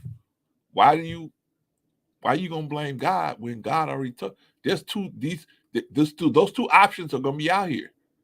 And there's going to be consequences for following the option A. It's going to be consequences for following option B. So the free will doesn't mean that, oh, well, you got free will to choose only the good thing. How is that a free will? Right? I mean, to have a choice, you have to have at least two things on the table. So for me to give you a free will, because it would be a track. If you only had good things to choose from, it would be a track. Wouldn't even have the option of choosing something bad. But you have to, because I have to give you the option to choose something bad to give you the option to choose something good. That's, in my opinion, on the free will situation where, and then here's another thing. Would any of you out here like to have somebody forced to say they love you? How many of y'all ever been in that situation where somebody was just like, yeah, I love you too. Yeah. Right? Why you love me? Well, you paying all my bills. I guess I got to say I love you back. Right? Right? Who wants that as opposed to somebody, I love you. Whether you paying my bills or not, I love you. I believe in you. I think we can make this, we got a good relationship now, but I think we can keep on working on it. We can just get it better and better and better and better and better. Which of those two would you want? The first person is under duress. They gotta love you, right? Because you hold their life in their hands. You hold their financial future in your hands. The other person say that don't matter to them. I'm gonna love you regardless of your station in life, where you at, right? Do you think God wants an army of people that love him just because he won't give them the option of choosing something bad? Or would he want some people that love him, even if they got the option to choose something bad, but they recognize that he's the better option and they choose him? Wouldn't you want that? Wouldn't you want your woman or your wife? Oh, Pagoda, you got something's going on with your Well, you know what, Brother Clarence, a yeah. good example of what you're talking about is Job. When we look at Job in the Bible, you see what I'm saying? He went through such a hardness, such a hard time. He could have sat there and blamed everything on God, you know. But what did he say? He said, "Yet though you slay me, I will still trust in you." You see, and that's the kind of faith that many of us just don't have. I have to pray, well, God, I hope I have that kind of faith, because Job was good. You see what I'm saying? Because after I lose this, that, and the other, you know, that humanistic side kicks in, and I'll be like, well, hold up, God, what's up? See what I'm saying? But he said, but the example that was set there in the book of Job is that he said, yet though you slay me, yet will I trust thee. Yeah. You see what I'm saying? Yeah. Yet though I'm going through this hardship, yet that I'm going through this bad thing and degradation and all of these different things, even my health is failing me, yet will I trust in you. And some people will say, well, what kind of God is that if he's allowing all that to happen to you? But see what happened as a result of him trusting God, everything was given back and restored to him tenfold, right? Yeah. Yes and no. Where's the no? You know, I said yes and no. You know, in the end of the day, if you lose a child, if you're going to have two child after him, it's not going to bring the first child back. That's for sure. Agreed. But I can agree with that. Was he able to get which I think if you look at it as a believer, it was awful to lose a child. Awful. Look at his what? If you look at the situation, like as a person who actually believes in the God and believes in these books, right? Okay. If you look at it like that, which would have been a bigger loss? Him losing God or losing his child? If you ask me from my perspective, you can never lose God, but you can lose your child. Who would want? I mean, not to say that's a good. I mean, that's a Sophie's choice, right? That's a Sophie's choice. Which there is no good choice in that, right? There is, but there isn't. Emotionally, there's not a good choice there, because yes, of course, we want to hang on to God always. We don't want to lose no child either. But if you have to put on the line which one would you want to keep and which one would you hold? Without the child, you're gonna cry. Without God, you have no universe, no world, no nothing. You have nothing. But that's a Sophie's choice question, right? That's a Sophie's choice. You know, unfortunately, a lot of people, some people in the few days were lost and gained back their kids. Nobody if you saw the news. Nobody would want to do that, Pagoda. First of all, we're glad you're doing well, Pagoda. When you're at least. Yes, I'm not talking about me. I said that if you saw the news, some people have in the recent 2 days got back their kids. Yeah, and that's a good thing. That's a great. Unfortunately, it's one of the kids was released from the captivity without our mother, and they also separated some brother and sister. So they're literally separating kids from their brothers, from their parents. Some woman with her child was let go, but the father stayed in captivity in Gaza, and of course those animals, you know what they get for return.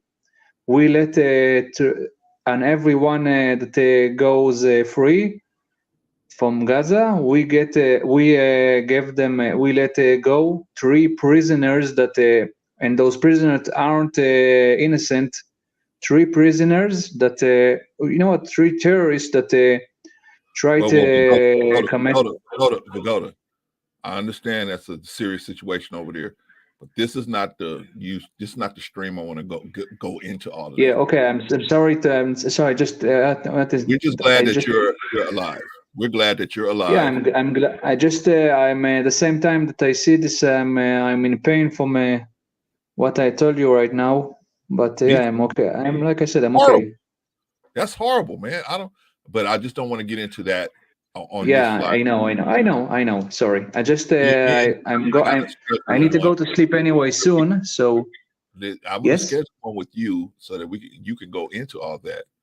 Okay, so I just been busy, so please forgive me. I am definitely going to bring you back on so we can. Yeah, it's okay. I need to go anyway right now, but I just want to say before I go, New Grove, I'm trying to contact you, bro.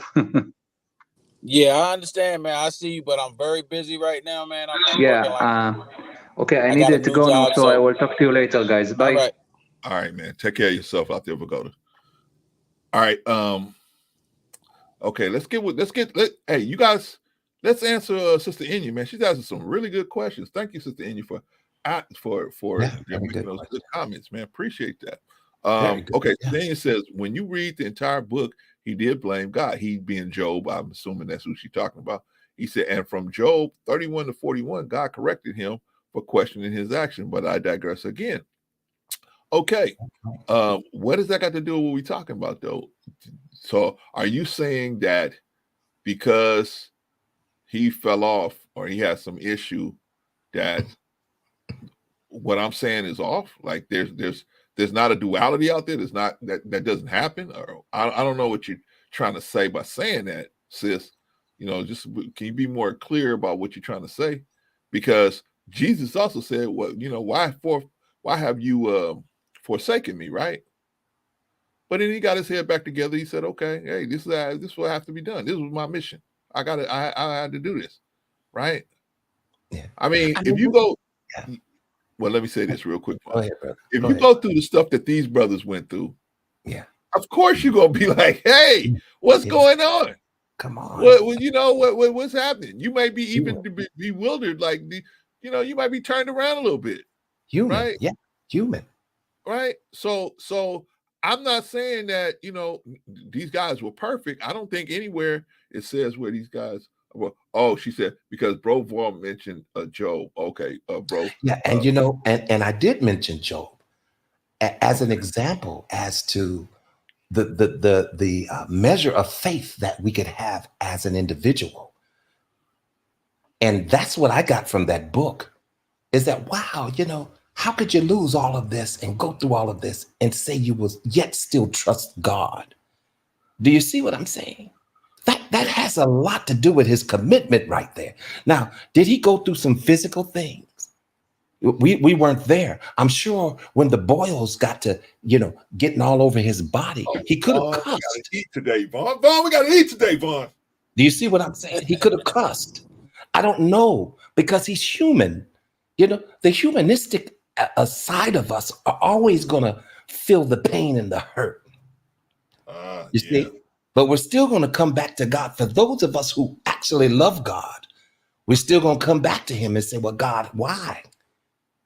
You're going to have to help me through this one. Yeah. You see what I'm saying? That's a horrible thing to go through, and then still trust God. So, Inya, that's basically what I was saying. I'm not trying to go against your question or anything, but I was just trying to make a point about the measure of faith that Job had. You see what I'm saying? And even his wife got after him, right? She even was trying to co-sign and tell him, you might as well just curse your God and die, right? Yeah. You see what I'm saying? Even the friends, I know the whole story, even the friends that came by and all of these different things. Oh, wow. You see what I'm saying? If that's what God believing in God is like, oh no, I'm good. Do you see what I'm saying? So, but I do understand her question, and I get it. I get her question. But the point I was trying to make in my use of that Job scenario was just to basically share the measure of faith that one could have in God. And I'd like to know what you would think about that, and Inya. I'm sure she'll let us know. Then Sister Enya is gonna keep us honest, man. Keep us straight up in here. Yeah. All right. So we were talking about the free will and how God is gonna want like if you, man, the worst thing in the world is to have somebody that say they love you and they loving you just because let me put it like Mike Tyson said. When a reporter asked him, he had the big mansion and everything, and he said, "Hey, how's your wife liking this? How you like, how she liking married life with you?" And Mike said, "Hey, it's easy to like everything. She's cool. Everything is cool. It's easy to like something when it's all good. She's all these goodies that's around here. How can she not like it? We'll see how she is when this stuff ain't around no more, right? We'll see how she is when this stuff ain't here no more. Is she still gonna love me then? That's the question, right? Because it's easy to fall in love with somebody when it's nothing but cake, right? But when it comes to when the mud sandwiches come around, uh-oh. And I think God would want us to love him out of our appreciation and the love that we developed for him, as opposed to him forcing us to not have no choice in the matter by creating a crazy universe. I mean, the way he created the universe, it won't even work that way. It won't work if it's all positive. It just won't work that way. It's got to be a negative to this universe to make it work that way, right? Okay, Sister Enya said, our measure of faith in God is not where it needs to be. Yeah, you're right. You're right about that. You're right about that, Sister Enya. Definitely, for sure. She said, not even Job's measure of faith was where it needed to be. Well, yeah. And you know what? But we're human. We are all striving to be closer. Isn't there a scripture that talks about how if we draw nigh unto him, he will draw nigh unto us? You know what I'm saying? So, but I get what she's saying. I can relate to that. But my thing is, my point, was basically just to share. I was impressed by the measure of faith that he had in lieu of what he was going through. You see what I'm saying? And none of us are perfect. You see what I'm saying? He could have cussed. Bible doesn't say that he did, but if it was me, I probably would have cussed and questioned God a whole bunch of times. But I still have to go back to him. God, help me through this. Yeah. So yeah, but I do get the aspect that Enya is saying, that we are not, all of us are not where we should be. And that's a good point to make. But we are striving and we are pressing toward the mark. And that's the point that I believe that God looks at, is the fact that we may not be there yet, but we are pressing toward that mark. Yeah. All right. Shout out to Mr. He said. Shout out to Sister Enya, man. A lot of good points being made here. Nobody's faith is, I mean, you can have faith, but it's gonna get tested at some point. And you may get rocked, right? You ever got rocked? I mean, I've been in fights And I thought I was doing good till pop, right? I said, oh, you gotta lift that left up, Clarence, right? I mean, you know, sometimes you're gonna get chin checked, and you might be like, man, what's going on, right? You thought you had everything in the palm of your hand, right? But in a wicked world like we living in today, you can have everything in the palm of your hand. And then poof, poof, right? Or let's say it like this. Let's say you have a parent that you love, but something happens, right? Parent gives away the inheritance. They go out there, they fall down and they, you know, fall in love with a harlot, or they fall in love with a man harlot, right? They give the whole legacy away, spend it all on doing foolish things, right? Are we gonna leave them we find that, hey, somebody said, hey, I saw your mama, she's over there in the pig trough. I saw your father, he's over there in the pig trough. My mama? Yeah, I was surprised because I know she had a big legacy, but what's she doing over there? She ain't even got no clothes to get out of she gotta wait till nighttime to get out of the pig trough because she ain't got no clothes to put on. Would you leave your mama there? Would you leave your father there? Or would you go and get them up out of there? See, it depends on the level of love you guys. So sometimes we may be cussing them out while we doing it, but we're gonna get them up out of there, right? Mama, I can't believe you spent all the money. Daddy, I can't believe you spent all the money. But are we gonna leave them there? It's a good question. Good question. Good question. Sister, you got another good question. She said, this is a point where everyone will break. Job broke at the end of God had to check him for questioning what was done to him. Well, like we said, Sister Enya, nobody's perfect. Even like I said, Jesus on the cross said, why hast thou forsaken me? Right? Got a little rocked. Out here in this wicked world, you're going to get rocked sometimes. Right? And be like, man, what's going on with this God stuff, man? How come I'm getting this eviction notice and I'm pushing so hard for God? How come I get an eviction notice? I'm pushing so hard for God's program and my car just got repossessed. I'm pushing so hard for God's program. You know, one of my kids fell down and broke his arm. I had to take him to the hospital. I ain't got no money to even take him to the hospital. I got to take him to the clinic. What's going on? What's going on? We're going to get rocked out here. Nobody said following God's word is going to be easy. At least nobody that I know. It's not going to be easy. But guess what? Those things happen to you whether you following God's law or not. That's what I was about to say.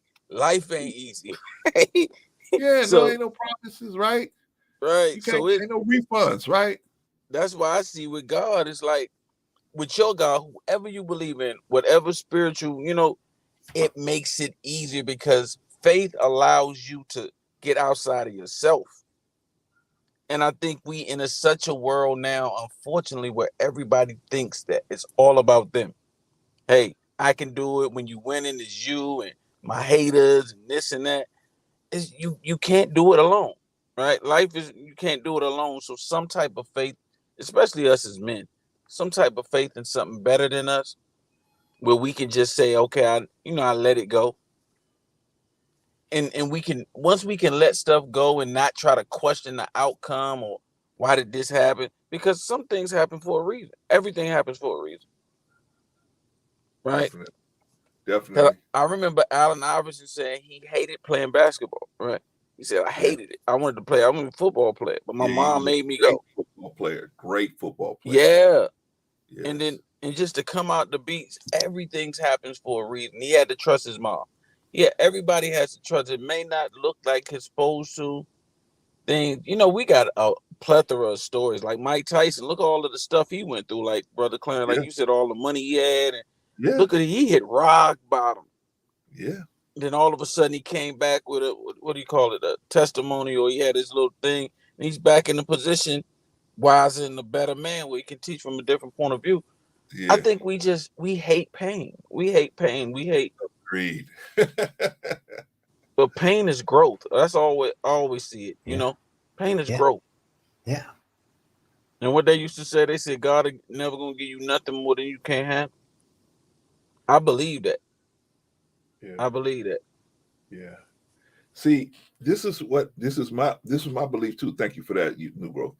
And to add on to that, God is not here to solve all our problems, physical problems, but He's here to give us the spiritual help that we need to control our emotional responses to these things through our spiritual connection to the understanding that we have with Him, that we don't have. Because see, when you don't know that you have a friend that you can call on to calm you down or bring you back to reality, you may jump, right? You may feel froggy and jump at something that you maybe shouldn't jump at. Well, so we got God here. We can tap into that if we learn how to. We can tap into that. uh, Mr. Issa said, when I was 9, I asked him why he would take my mom from me. Still need answers on that one. I'll wait. I couldn't handle that. He still gave it to me though. Well, brother, like I said, I can't, a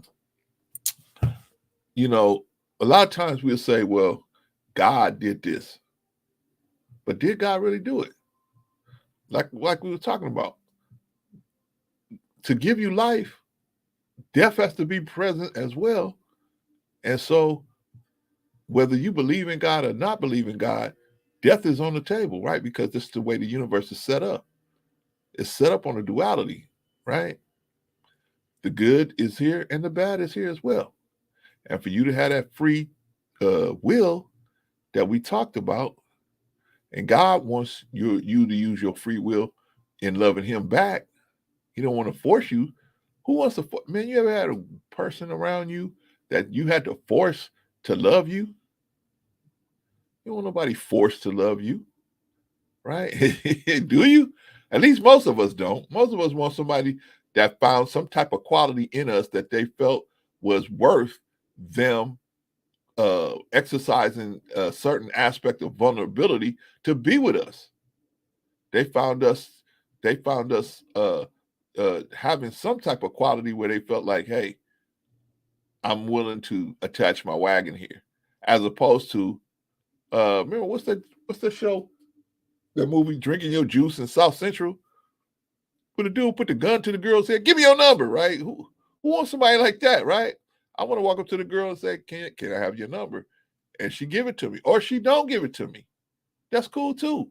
But I would rather I don't want to be threatening the girl or forcing her some type of way to do it. No. You want everybody to have a free will dealing with you. Why wouldn't God want to people have a free will dealing with Him? This is a universe. This universe operates on the duality that there's other things out there happening, right? And like I said, man, you right, Sister Annie, because we ought to respect that Mr. He said what he said about losing his mom so early. I feel bad for you for that, brother. Actually, I definitely do. But it seems like you on your way to living the kind of life you should be and being the kind of man you want to be. So, hopefully the effect hasn't hit you as hard enough to where you can't get out of it and walk away. But it looks like, from what I see, looks like you're doing a good job, brother, trying to, move on with your life, right? All right, y'all, we're going to start wrapping up, man, because it's Sunday. I didn't want to spend too long out here. I really wanted to go over this Sandra Bland situation, but of course, the Queen Maker must have found out we was using her video, so she put it on members only. I don't blame her, man. That was a good move. So I don't blame her for that. Sister Enya Sister Enya says, I'm sorry for the pushback. These are things that I have questions on. No, they ain't no, listen, on here, we don't have no problem with the pushback. I mean, we have no problem. As long as we respect each other, I don't have no problem with the pushback, sis. You know what I mean? Because you might have a question that it ain't just you that got the question. It's other people got the same question, and we can answer their question by answering yours. So it's not no thing, and it's all our opinion. I'm not 100% right. Vaughn's not 100% right. New Growth's not 100% right. These are our opinions up to.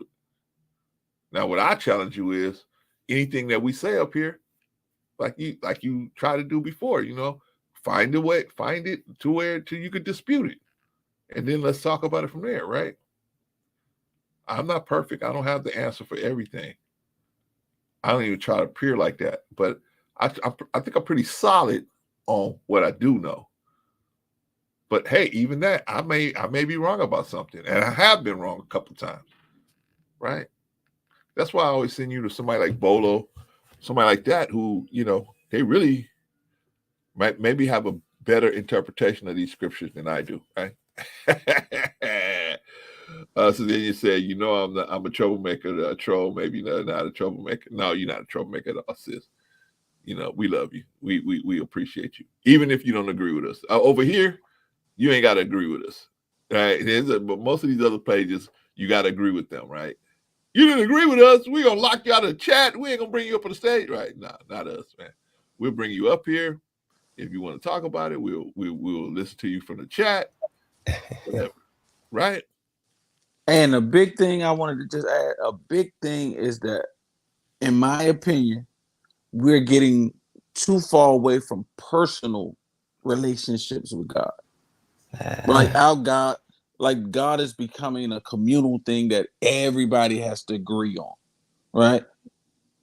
Personal, I don't know, because everybody has, okay, well, it's supposed to be this way or this way. If this was that, when you have a personal relationship, it's between you and your fruit will bear. Your fruit will bear, who you are, not just a lot of talk and questions. These questions, I mean, no disrespect to anybody, but a lot of these questions is for you and your maker. You sit in your prayer closet or whatever you do, you meditate, and God will start revealing things. I know what happened to me, like spiritually, things I questioned, because shout out to Mr. He said I empathize, sympathize with your loss, man. And and just from what I know about you, I know your mom proud, right? Yeah. Wherever she is. So Definitely. you done a great thing. You got family, man. You giving information, all of these things. So hey, but my thing is, I would look at it like, because the first time I ever seen my pops was in prison, right? I was 5 years old. Yeah, first time I met my dad was in prison. Brother. And then now, I mean, I grew up in nothing but drug addicted household. Everybody was on, right? Wow. Then you see your uncles died when you 7, right? You see them, your grandma crying and how he got murdered, and all of these things, and you start to question things, and it's like, that's why I thank my grandmother for just saying, have a personal connection with God.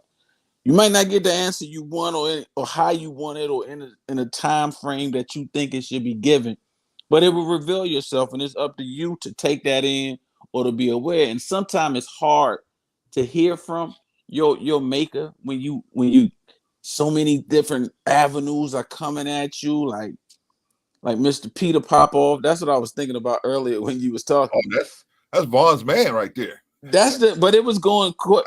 Because the videos was like, oh, God sent me this $4,000 check in the mail. It was going strictly to what you were saying. So a lot of that was taught into us. Like, I was like, why you need $100,000 check?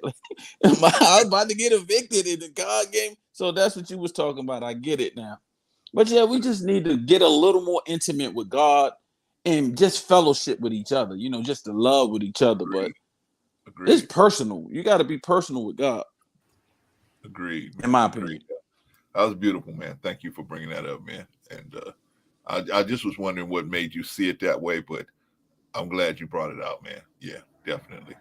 Yeah. Okay, we got another question, y'all, before we start wrapping up. Sister Enya said, how do you guys come to different conclusions when you all have different beliefs? Bro, see, you're a Muslim, and Vaughn Bryant is a Christian. How did y'all merge the two? You want to answer that? I can answer that, Vaughn, but do you want to? I can definitely answer that real quickly. and it's not a long exegesis of anything. It's because basically, excuse me, because I have a love for this brother. I love this brother. You see what I'm saying? Whether we agree or disagree, there's a love there. You see what I'm saying? And so I listen to him. He listens to me. We listen to each other. You see what I'm saying? And I don't believe that God has a problem with that, because I believe that's how we should relate to everyone. Do I always agree with Brother Clarence? Well, go back in history and look at some of the stories. I don't know. Maybe some could say that I do, but I would beg to differ. You see what I'm saying? But anyone that's open up enough to, approach the scriptures the way that he does, and even Farrakhan does. I don't always believe exactly the way that some believe. But it makes for a better conversation. You see what I'm saying? I'm not just only here just to talk to Christians. You know what I'm saying? I would like to relate to everyone, understand where they're coming from, and then I can share where I'm coming from. So that would be my answer to that.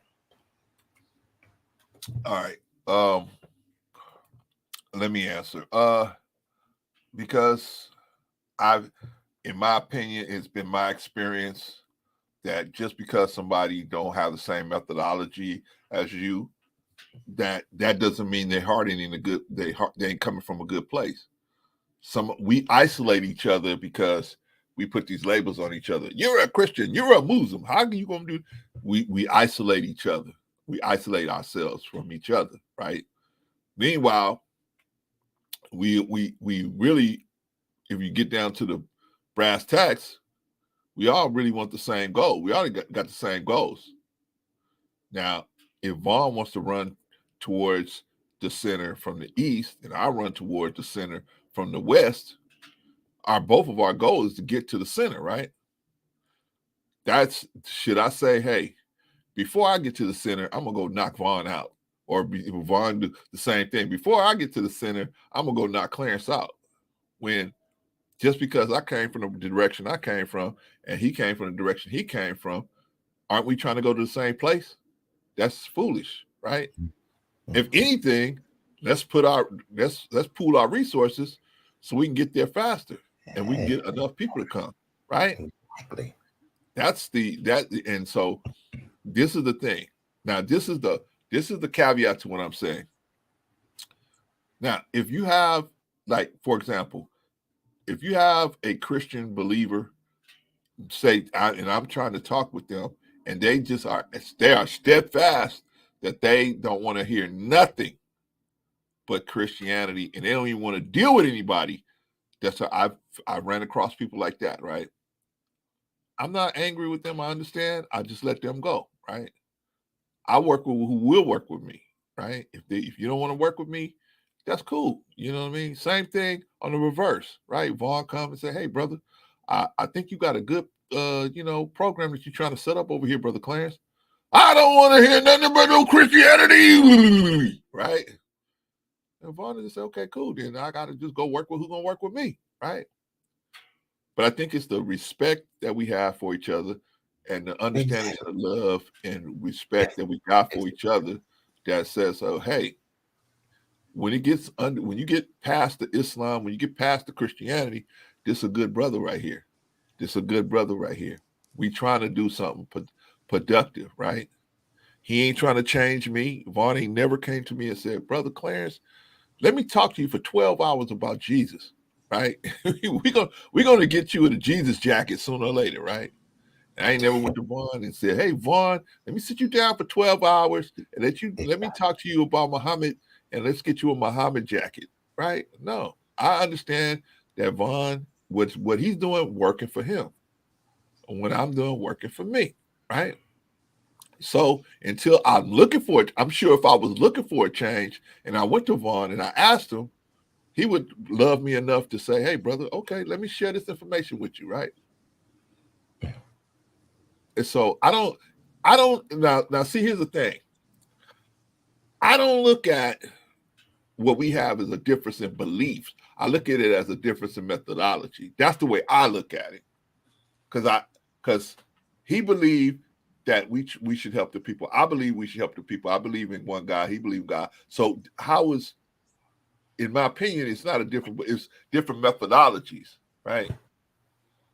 For my perspective is following this perspective. His perspective is following that perspective.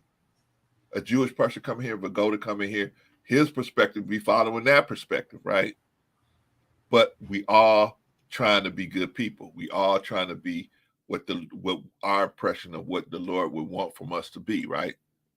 Everybody's coming from a good place. And that's what I look for. I don't necessarily look for them to have a religion, because here's the thing, Sister Inya. And I don't know if Bolo want to come up here and, put his little spin on it, but you got to drop the link, Brother Clarence. I thought I dropped it already. How did I get up here? You dropped it 2 days ago, brother. You see, you see, Inya, who the real starter is? The real stuff starter is Vaughn. Vaughn is the real stuff starter. So let me go through Sister Inya, because she done wrote a little book by this time, right? Okay, she said, great answer. So if we remove the titles, then maybe we can do better as a collective. I believe so. Now, that's my belief. If we don't be so caught up in the titles, then we would move together better, because these titles that's what's keeping us apart from each other. Oh, you are this, and I'm a that, and I'm a Mason, and I'm a elk, and I'm a this and that. See, we have all these titles to separate each other, right? And I think if we just said, hey, look, you know what? You believe that in good people, you want to do good for the community? Yes, I want to do good for the community. You want to do good for the community? Yes, I want to do good for the community, right? Now, if you come to me and say, hey, if I'm having problems and I come to somebody like Bolo and I say, hey, or Yvonne, and I say, hey, look, you know what, brother? I would like more information about your belief, right? Because something about what I believe is bothering me about it. I want to look at what you're talking about and see. I believe they would help me with. They walk through it with me, right? Not to get me to change, but give me the information so that I can make the decision to change. That's why we're not here saying you should be a Muslim, you should be a Christian, you should be a Jew, you should be a Buddhist, you should be this. That's your walk with God. You need to find out what's the best walk for you. And I hope you understand where I'm coming from, Sister Inya. She also said, because we all endure different walks to get where we're at. So can we move? Can we move forward despite that? Yes, that's the point I'm trying to make. And that's the example I'm trying to give you by showing we have friendships in all walks of life, right? You got some of these places that will tell you you should only be friends. You should only be create friendships with rich people. Well, I guess. I mean, it's up to you. It's what you want out of life. I want to be happy. If rich comes, it comes. I want to be able to handle it if it does come. But if it don't come, I'm already rich.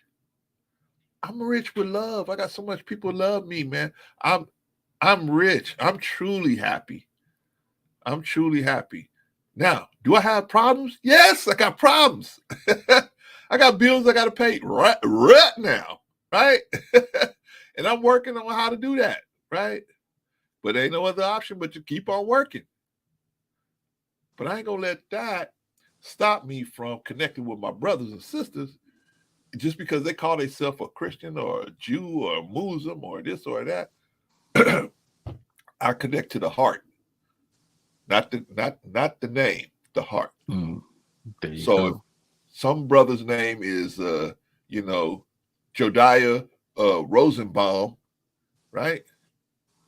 If that's his name, okay, that's his name.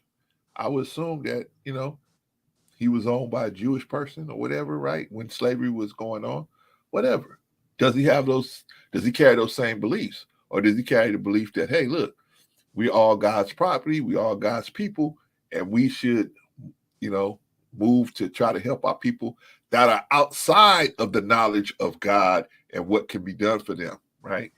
Because when you put your spirit at peace, your spirit can put your emotions at peace. And once your emotions at peace, then your mind can actually attack the problems that's in front of you. That's one of the problems with us as Black people. Our emotions are always at 100, right? So we can't really attack no problem because we're too busy trying to show another Black person how much better we got it than that Black person, right? It's just crazy, right? That's true. That's true. That's very true. I know you do, and I appreciate you for bringing this stuff up because, Sister Eddie, you're gonna help somebody else.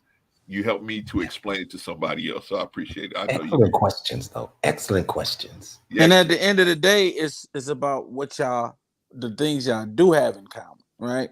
Exactly. Right, and it's like that y'all bond so much on the things y'all do have in common, and the ultimate thing, is pork chops and strip club, right? See, there we go. But hey, we could be on opposite sides, as some say, but right. I keep hearing that theme song, The odd couple. You might have to ask your mama what that means, but okay. I'm surprised New Growth knew that one. That's our couple, man. Yeah. But y'all, man, I appreciate the fellowship for one. I definitely appreciate the fellowship, and I'm not trying to tear you down. I'm not trying to prove you wrong. I'm trying to understand you, and you give me back that spirit of you're trying to understand me, and we love each other. You see what I'm saying? Because on the other side of it all, we can all benefit from each other. Even when you look at your job, you go to your job and you work with all of these different types of personalities, but yet you get the task done. You see what I'm saying? Yes. So why wouldn't it be that way in the faith? I shouldn't shut myself off from working with a certain individual because they believe a little bit different than I do. You see what I'm saying? Now, you can't be way off, like worshiping the devil and all that. See, now I'm not going to be tying myself to that. See what I'm saying? Ain't going to be tying myself to that, ladies and gentlemen.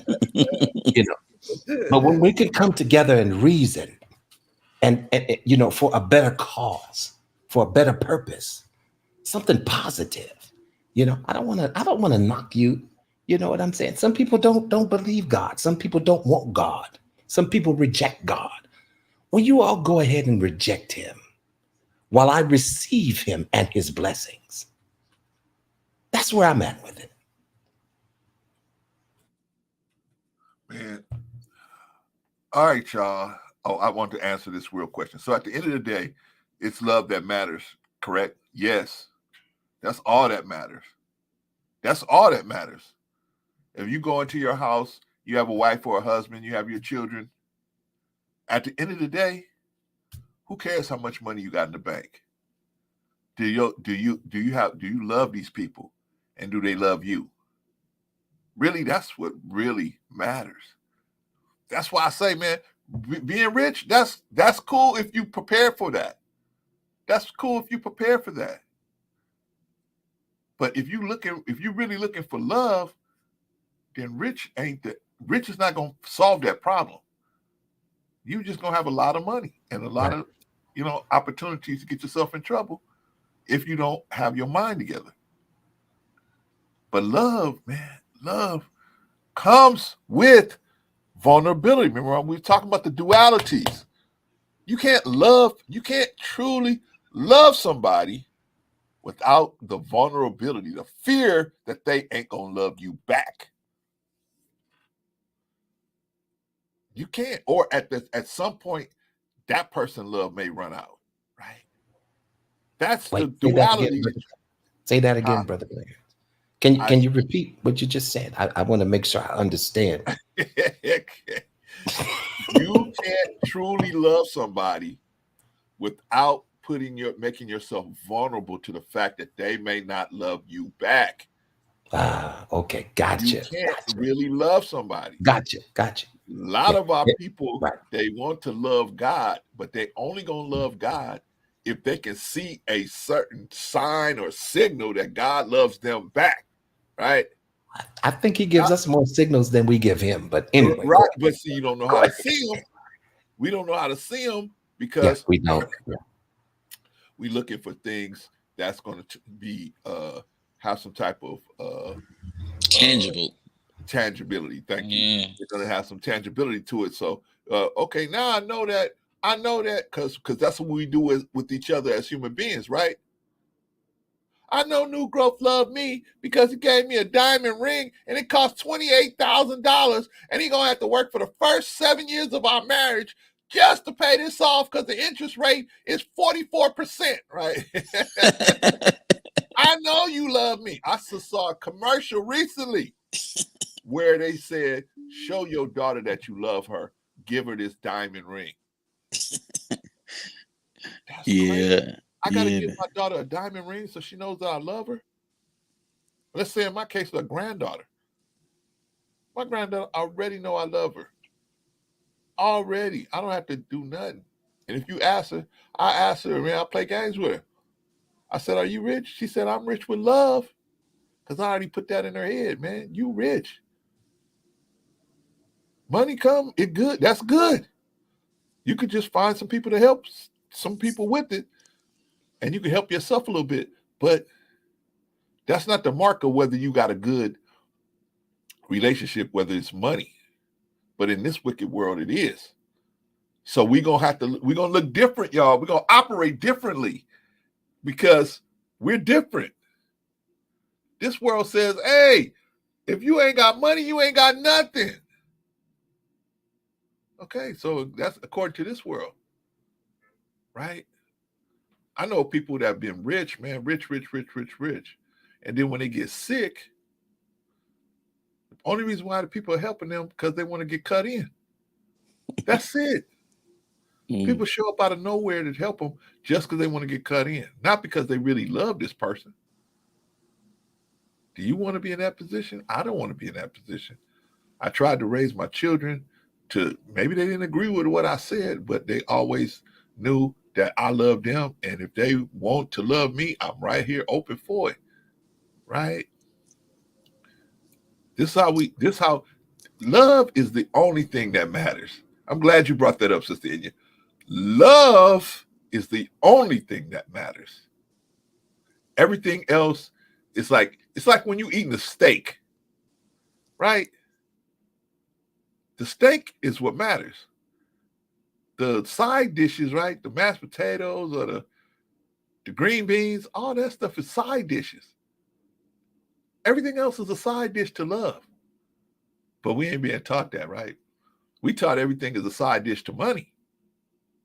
That's how come we get confused sometimes, right? This person don't love me, right? A lot of the women, they say, you don't think nothing of me. You want to take me on a, Vaughn, you going to take me on a coffee date? You must don't think I'm something. Because why you take me on that coffee date, right? When it's not the coffee, see, they focus on the coffee instead of focusing on building a rapport.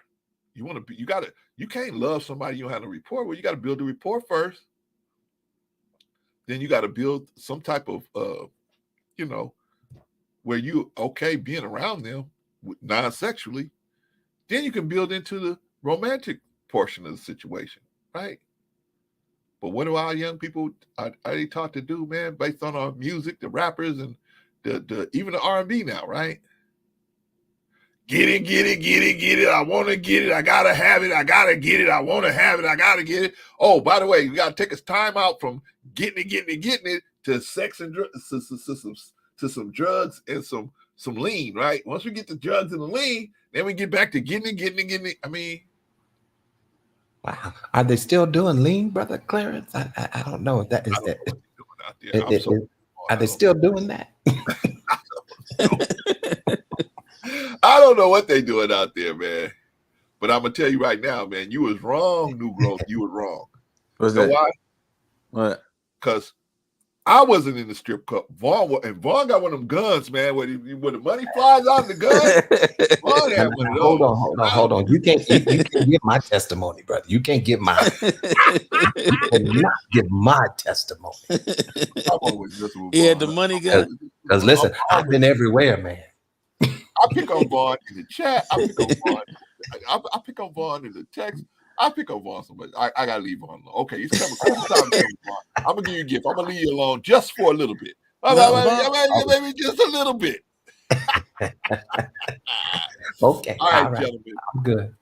I respect you, both of you gentlemen. I appreciate you gentlemen for even giving me the amount of time you gave me, man. But we have to wrap up. Thank you, Sister Annie. Thank you, Sister Enya.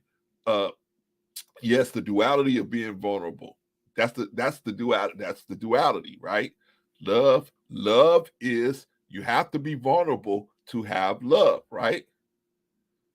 The only one that don't have to be vulnerable to give love is God. God doesn't have to be vulnerable, right? We don't know if he has a vulnerability. We don't know that. We can say as people, we have to have a vulnerability because we cannot operate outside of the construct that he created. Can he? We don't know. You have to meet him in face to find out. He may be able to operate outside of this, right? We don't know. But the part that we do know is we have to operate here. So there's always going to be dualities in everything, right? Yeah. All right, y'all. Let's start wrapping up, gentlemen. Let's get some last remarks, and then let's get up out of here. All right, man. Great conversation as usual, man. Woke up, Sunday's my day off, so I just kind of like, tune in. But been a great week, Thursday was my birthday. I'm getting a little older, man. I'm trying to catch up with y'all, man. Yeah, just turned 46, Happy man. Birthday, brother. Happy birthday, Thank you. Turned 46, so just 46. learning. 46, yeah, man. Just you're getting up there, brother. You're getting up there. Exactly. I'm trying to. But yeah, just like this right here, I think I'm learning just the more personal relationships, that you have with your creator or what you believe in. It's the best because you're gonna have ups and downs. You're gonna question it, but sometimes I think we question man too much. Well, why did God do this? I'm asking Vaughn this. No, I have a personal relationship with God. I can talk to him myself. He can talk to me, right? And that'll cut out the middleman because Vaughn may have a perspective that may not be what God wanted me to, and it can just convolute everything. So the more we have personal relationships, I know we're in a society now where it's constantly blasted on TikTok and Instagram. Everybody living the greatest lives to ever. Everybody a millionaire. Your boy Anton, a gazillionaire. He just got his first 20 billion. Hey, no, I'm just playing. Good for you. But when you see this, you just look around and it forms like our society is forming like an anxiousness and anxiety and all of us. Man, I gotta have this car. I gotta have this. You see it. You see it through growth. You see it. Yeah. So that's why we gotta learn to just pull back a little bit and look at it. I'm gonna leave you with this one, Vaughn. This is, little things I learned in Sunday school a long time ago. We in this world, but not of it. Right? Am I saying that right? You got it right, brother. There we go, man. You got it right. Let's be in this world, but not of it. Exactly. We're gonna get caught up in things, but when we start questioning God so much, that means we need to start pulling a little bit back and say, let me get a little more intimate space and be a little more personal. It's kind of like being in a long-term relationship. Somebody saying, hey, man, I seen your girl out here, this, and I'm not talking to her, right? And I'm it's seeping into my system and it's causing friction in our relationship, and it may not even be what it's supposed to be, So on that note, fellas, y'all enjoy the rest of y'all weekend, man. Y'all on the West Coast. I know it's still early out there, but y'all do your thing. Peace to the chat. Until next time. Appreciate you, brother. Thank you, brother. All right, that's New Growth. All right, brother. All right, if you haven't already subscribed to Black Hearted with New Growth Soul, man, go on over there, check the brother out, man. Good brother, man. Good young brother, man. He said he's 46, Vaughn. Holy smokes. 46. Right. What was I doing when I was 46? Right. I can't even remember. Oh, yeah, well, I was a dad during that time. Yeah. I can't remember how old my son was, but pretty sure he existed at that time, but Yeah. it's been a while ago. You know what I'm saying? Oh man, it's been a while, man. But shout out to New Growth, man. If you haven't already subscribed to Black Hearted with New Growth also, man, go over there and check the brother out, man. Good brother, good young brother, man. And the brother, he doesn't always agree with me, so don't think he's capping for me, man. He's just a good dude, man, and he will pose a question if he thinks he wants to, just a good dude, man. Go check him out at his channel. Got a different perspective on different things, and you might connect to that. You might resonate to that, right? That's one of the things I try to do here. I try to have a bunch of different cats over here, man. But, as long as they got a good heart on them. I ain't gonna be having crazy people up here. We had to have some phone conversations to get rid of them. But I mean, we try to have good-hearted people here, even though they might not agree with us, in some type of way. But as long as they, have a good heart and they got a respect for the people, we'll bring them over here, man. New Growth, one of those tools, man. Go check him out over there on his channel. All right, Vaughn. Yes, sir. What do you got to say, man? What do you think, man? God real? What's going on? Yeah, wow. I wasn't really reluctant to get up here today because I have absolutely no problem talking about how real God is. When it comes to me and my personal relationship with him, he's real. You see what I'm saying? And nobody can talk me out of him. Even with all of your scientists, the scientific talk and all of these different philosophies, and I get it. I listen to all of them, you see, but I know too much about him. You can't make me doubt him. You see what I'm saying? Yes, of course. Yeah. So, but he's good to me, man, and definitely I know that God is real. He has made himself evident. Brother Clarence, faith is the substance of things hoped for and the evidence of things not seen, And without this faith, it is impossible to please God. You see? Yeah. And so I've learned these principles, and I live by them.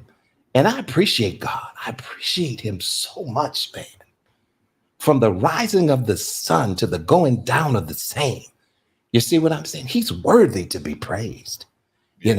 I will bless him at all times, even in the midst of calamity, even in the midst of turmoil, even in the midst of discourse, even in the midst of, all of these arguments that people are having. I will bless him at all times, and his praise will continually be in my mouth. And that's my testimony.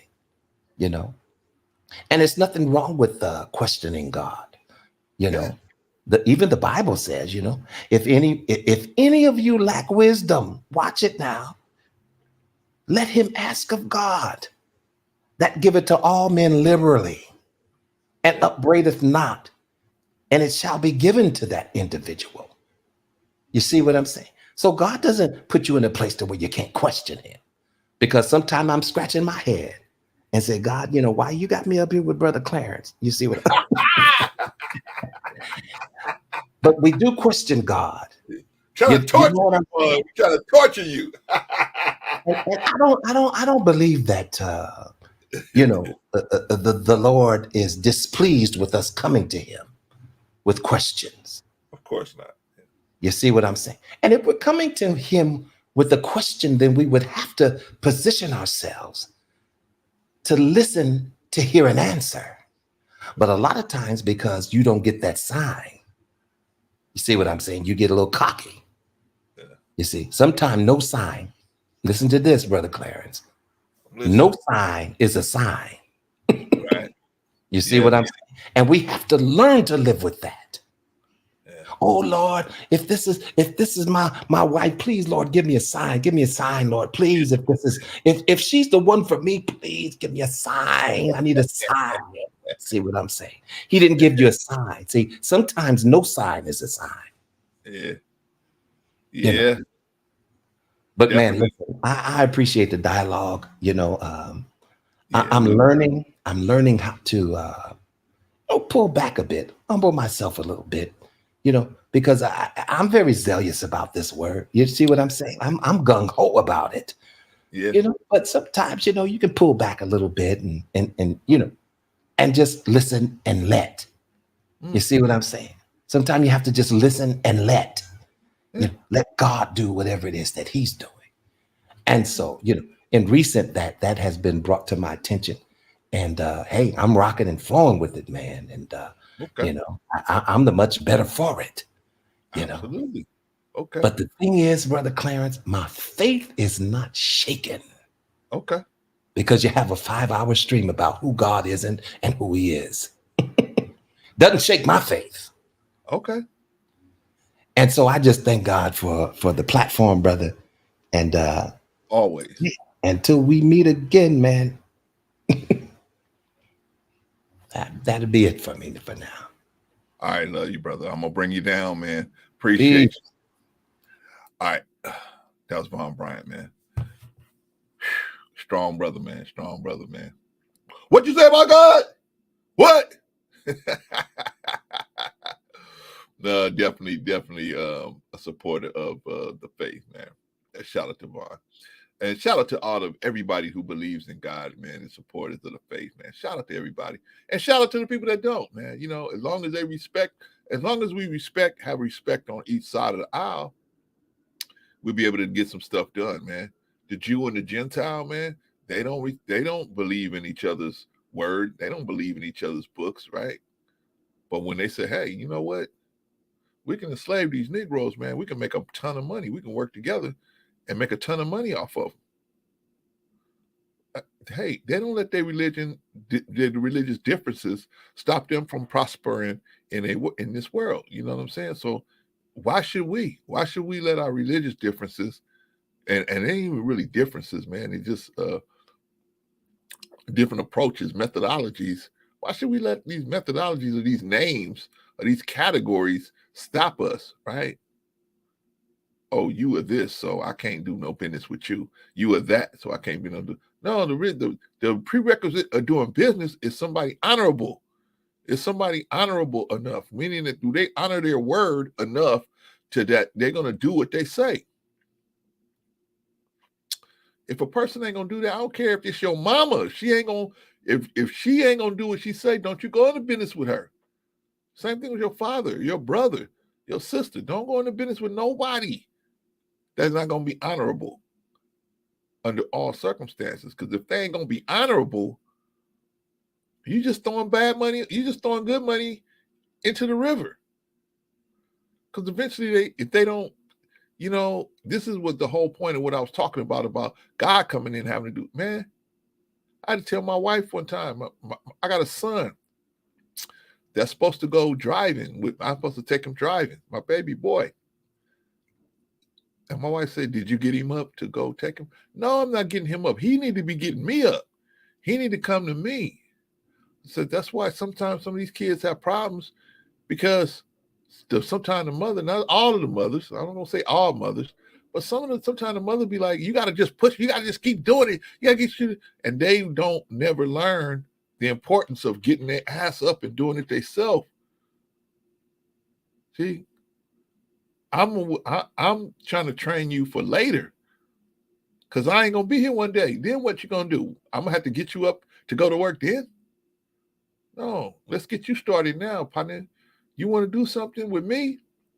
Hey, you need to be where you say you're gonna be. I'm gonna wake you. I'm gonna be up and I'm gonna be ready to go. Okay, if you ain't up and ready to go, I'm not coming to go wake you up. You gonna have to. I'm not going to do that. This is not for me. This is for you. The world ain't gonna do it. Why should I start you on that bad road now? I had to convince my wife of that. And she always, hey, you gotta go tell them to do this. No. Let them find out. Let them see. It's like they used to tell us in the dojo, right? It's better if we knock you out here, we're gonna bring you back. If they knock you out in the street, they're gonna stop and you're gonna wake up, you're gonna be missing an eye, you know what I'm saying? They're gonna stop out half of your head. So you better learn how to deal with the punches and kicks and punches up in here. Yeah, it's gonna be painful. but at least you'll be able to learn how to deal with it. You get out there in that street, man, they knock you down on that ground, man, shit. They'll stomp your whole mouth out of they'll stomp all your teeth out of your mouth. If you don't know how to, protect yourself. And oh God, don't let them knock you out. They can just do whatever they want to do with you, right? You wake up, you got one eye, you got half your mouth is out, right? That's how the world is to our children, man, particularly the young men. They have literally almost no support out there. They're not taught how to build networks. They're not taught how to work with each other and create industries with each other. They're not taught nothing. They're taught simply to plug into the Caucasian society. That's it. If you plug into the Caucasian society, you win, right? Somebody plug in to the major Caucasian society, you win. Do you? Do you? That's good if you want money. But if you want peace, peace is the harmony of the movements of objects around you. That's peace. Money can't buy peace. Money cannot buy peace. Right? Just can't. That's why the universe operates on peace, right? You think you somebody real special, but hey, Saturn knows where it's supposed to be, and it's where it's supposed to be. Jupiter knows where it's supposed to be, and it's where it's supposed to be. Neptune, Uranus, all of these other planets, they know where they're supposed to be in relationship to the sun, and they be there. They don't ever say, I'm gonna veer off and I'm gonna go, what I'm saying? There's another, I think there's another galaxy I might can get down better in. I'm gonna just go to this other galaxy. No. They veer off. That's it, man. They done.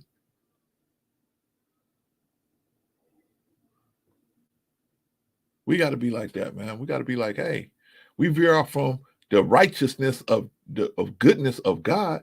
We done. But Clarence, I didn't die right away. I was able to be, I'm out here in these streets and okay. But eventually it's going to get you. The money can only mask it for so long. Eventually it's going to get you. Love is the only thing that matters out here, y'all. Love. That's it. And the first person you need to love is yourself. You love yourself. Outside of God, outside of the Creator, you need to love yourself enough to be able to say, this don't sound right. See, when you hear something that sounds supernatural, this don't sound right. Oh, Sister Enya, you're going to make a $200. All you got to do is give me $50 and I'll bring you back $200 tomorrow. You hear a crazy kind of return like that, you got to be like, wait a minute. Wait a minute. Absolutely, Sister Enya. We couldn't have done this show without you. We appreciate you, sis.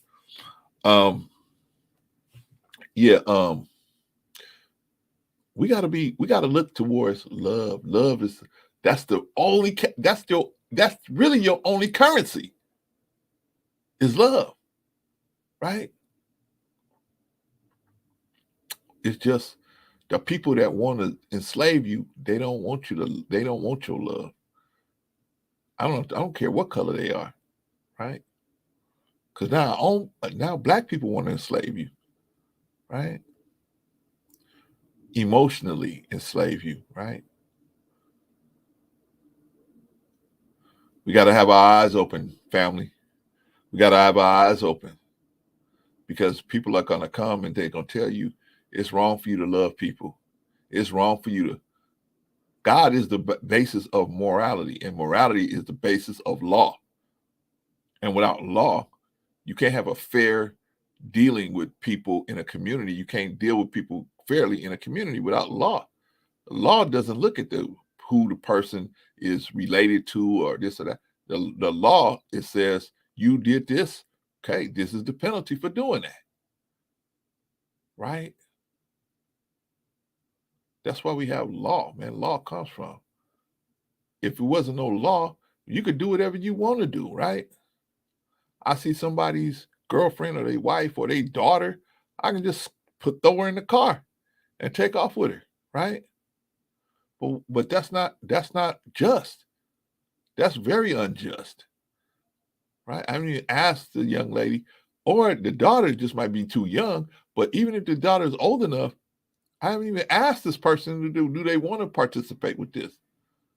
I just threw her in the car like, hey, you just my property now. I got you. Ain't nobody here to tell me I can't do it. I'm gonna do it. That's where you go when you start talking about we don't need God. God is the basis of morality, and morality is the basis of law. You have to have a standard, codes of conduct by which we can interact with each other without creating issues. And so we have the law, right? Which is, like I said, based on morality, which is based on God's law. Y'all don't hear me. Y'all don't hear me. Y'all don't hear me. But hey, we had a great conversation today, y'all. We had a great conversation, man. I really wanted to talk about the Sandra Bland situation, like I said, but you know, the Queen Maker put that on private, so I couldn't get to it, man. So, but shout out to Sandra Bland's family, and you know, hope her situation tells us as an example, maybe. Now, I'm not saying you can't. You can act any kind of way you want to. You got free will, right? You can act any kind of way you want to at a traffic stop. But my advice is, hey, you ain't got to be pleasant. You ain't got to be pleasant, but you don't have to be, you know, you don't have to say things that will create another bigger issue for yourself. You know, just ask for your ticket and roll out. Now, what does that mean? Does that mean that just because you go off, you supposed to be incarcerated? No, of course not. That's what we're saying. But like, if you willing to, you know, just like if they stop you for a DUI and you decline to take the test, they can just take you to jail. Did you know that a ticket, even though it's an infraction, a ticket is technically a promise to appear in court. And if you don't want to sign that, they can say, okay, we'll take you to jail and we'll make sure you go to court. Right? we leave you there until you do go to court. Right? When you get a ticket, you technically under arrest. Technically. Even though it's an infraction. You technically can be put under arrest. They don't have to give you a ticket. A ticket is a courtesy from the state. Clarence, they got to give me a ticket or they got to let me go. No, they don't. They don't have to give you a ticket. They can arrest you. That's what a ticket is in lieu of being arrested. You sign on the dotted line saying, instead of you arresting me, I'll promise to be in court on this day. See, we got to know this stuff. So when we're dealing with these police out here, we can talk from a position of power. But sometimes we out here freestyling. Don't touch me. Don't touch me. Don't touch me. Right? And you know what? The police have the higher responsibility. But does that mean they're going to do it? They're going to use it? No. Does that mean they're going to abide by that higher responsibility? No. My father used to always say this. He said, you could be right or you could be dead right. You could be right or you could be dead right. And always the thing, shout out to Jill's Chocolate Boutique. Glad to have you, sis.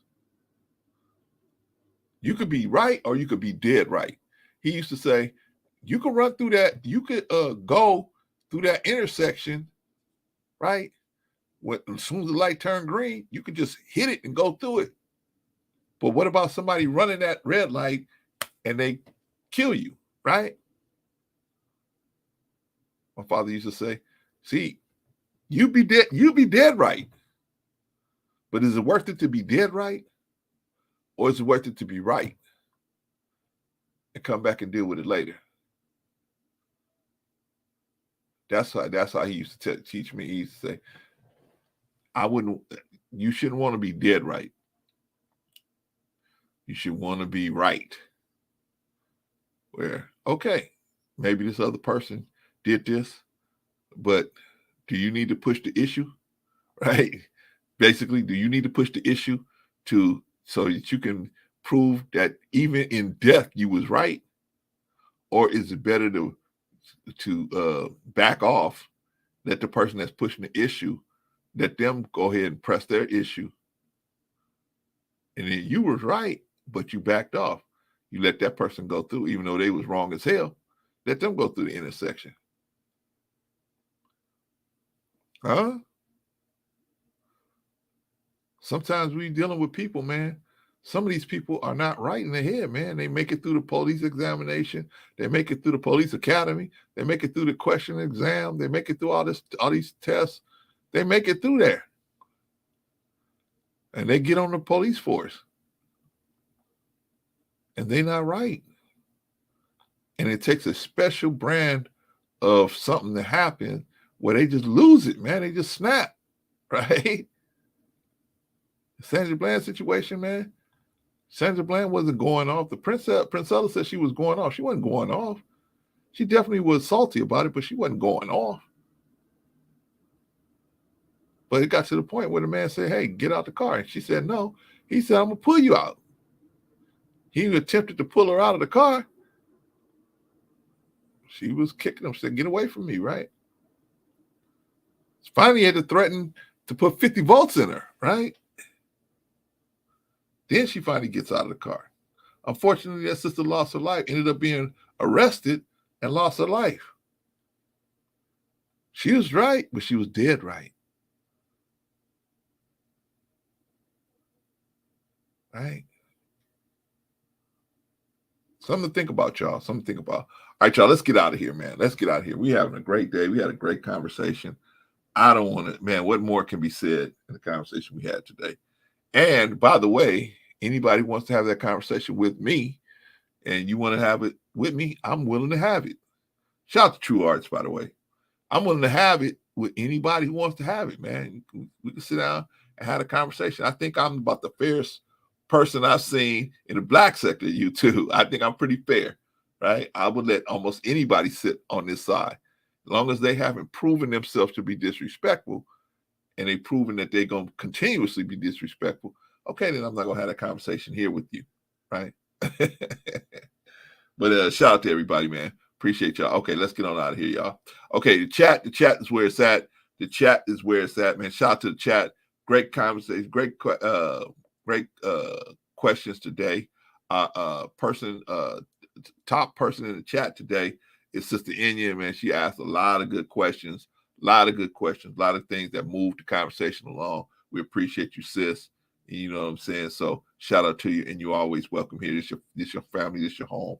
You know what I'm saying? If you'll take us, this is your home, right? But shout out to Sister Enya, man. Yeah, she's a person of the day in the chat.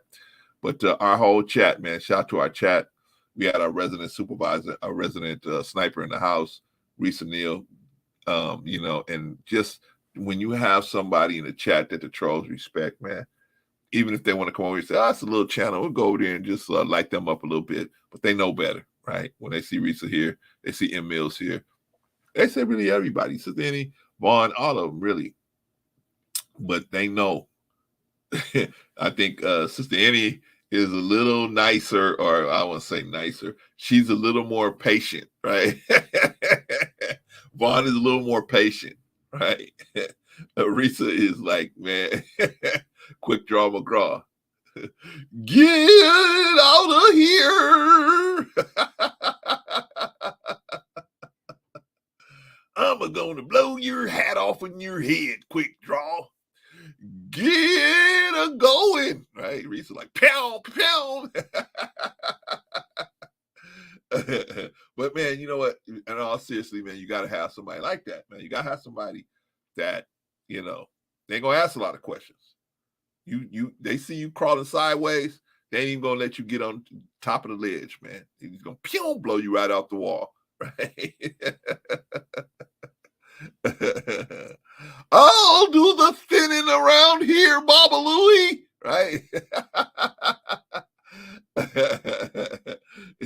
Risa stage dangerous. Yeah, we know that. We know that. But you got to have somebody like that, man. You got to have somebody that's willing to put the boot down, right, on somebody, man. If they're gonna be getting sideways, right? You got to have that, man. That way you have a clean chat. That way you have a honest conversation. You have people feel like they can talk freely when they know that they're not going to get attacked in the chat, and it's just going to be, we just going to let it happen. No, it's not going to happen here. Not going to happen here, man. And you have to, sometimes you got to make an example out of one or two people, man, to let the people know that, hey, man, not here. So I've seen that happen. I've seen that happen a couple of times. One of your mods just blew me out, and they didn't even ask, they didn't even talk to me. You want to come back? You ain't gonna win against Risa Neal, man. You're not gonna win. You're just not gonna win, man. I know you're gonna plead your case, and I'm gonna just sit here and let you plead your case. And then I'm just at the end of all that, I'm gonna say, you know what? Do you want to come back? All right, man. But we gotta have that. But shout out to the chat. The chat is where it's at. Very good conversation. Very good questions from the chat, man. Always respectful, man. Always. And we gotta thank, people like Risa, people like M Mills, man, when they come in here, man, and they ain't willing to, take somebody out. You know what I mean? That's a good thing. We don't want to take people out, but if we have to, man. We will, because we're not gonna let our chat get out of hand. We're not gonna let our stage get out of hand. You know what I mean? Now, obviously, we can't control everything that everybody say up here. We know most of the time the people that come up here, most of them are solid. But sometimes we got a new person that comes up here, man, and we got to show them, hey, we don't get down like that. Get down this way. You know what I mean? So even still, man, great job in the chat. Chat's where it's at. Very strong performance from the chat. Very solid from everybody as always. Everybody's always. Okay, who was on the panel today? So we had a short panel today. We had just two people, man. We had Brother Vaughn Bryant. Shout out to Vaughn Bryant. How did Vaughn do today? Very solid, right? Vaughn is getting it, man. He's getting that understanding, man, today, man. Everybody don't agree with us. Everybody don't look at it that way. And he's starting to say, okay, I understand, I recognize that, you know what I mean? But I'm gonna tell it the way I want to tell it if you ask, right? So I get that, and I appreciate that. You know what I mean? So, but how does Vaughn Bryant do today? Very solid performance as always, man. Very solid performance. We all trying to learn how to do this thing better, man. Even me, I'm trying to learn, right? Class, you don't play the video that long. I know. I'm trying to work on that, right? I'm trying to work on it. But anyway, shout out to Vaughn Bryant, man. Very solid performance as always, man. Who else was on the stage today? New Growth, man. New Growth was on stage. How did he do today? Very solid, man. Very solid. Well, New Growth and Vaughn, man, they're the solid dudes, man. So they're always gonna come solid, man. But New Growth hadn't been in a while. I thought his legs were gonna be shaking a little bit because he hadn't been here in a while. But hey, picked up right where he left off, right? Go over there and check his channel out. New Black Hearted with New Growth Old Soul, man. Check him out, man. Got a lot of good content over there. And he's just a cat that I guess I'm a magnet for the misfits of thinking, right? Right? Everybody thinks a little different, but I think that's a good thing. I think that's good. We challenge each other and we try to see, because I might have a weakness that I can't see directly. But if I go through somebody else's logic, a guy like Arshawn or something, go through their logic and I look at it through their logic, I might see where I got a gap in my understanding, right? So shout out to all of those brothers, man. But definitely, man, shout out to New Growth, man. Very solid brother, man. Very solid brother, man. He just gave us some more insight onto him and how he's thinking. And I'm like, oh, okay, that because I could see. The same thing happened to my brother, man. My brother lost our father. He was my brother was like, I think 9 years old, something like that. Because my father died suddenly, right? He didn't tell us he had a heart condition, right? He never told any of us any of that, right? He was trying to keep us away from all that. So he ended up, and he was supposed to have an operation in his leg to clear up one of his arteries, right? He never went and got that operation. And he didn't tell nothing. We didn't find all this out until after he was passed, right? That he was supposed to have all this stuff happen to him. But one thing my father did was he had a lot of life insurance. So when he passed, my mother was quite well taken care of. Quite well taken care of. To say it mildly, right? Quite. But anyway, the whole point is, man, shout out to New Growth, man, and young brothers like him, man. And let's try to get them a chance, get them a shot, man. Get them over there and listen to them young brothers, man, because they got perspectives that maybe we don't see it that way, but we can at least get a better perspective on why other people see it that way or whatever, right? All right, but New Growth, very, very solid performance, very solid, very strong, very solid. All right, y'all. We will see y'all. Maybe we'll see y'all on Thursday. Maybe we'll come up with something on Thursday. Definitely on Sunday. Trying to get that back solid. But definitely on Sunday. And we'll see. We'll see what we talk about, man. But y'all, make sure y'all get y'all notifications, because we the only ones talking about love. We the only ones talking about God, whether God is real or not. We're the only ones talking about it, where we look at both sides. We try to look at both sides, right? We mostly look at both sides, right? But shout out to y'all. Okay, I will see y'all on the next one, and peace.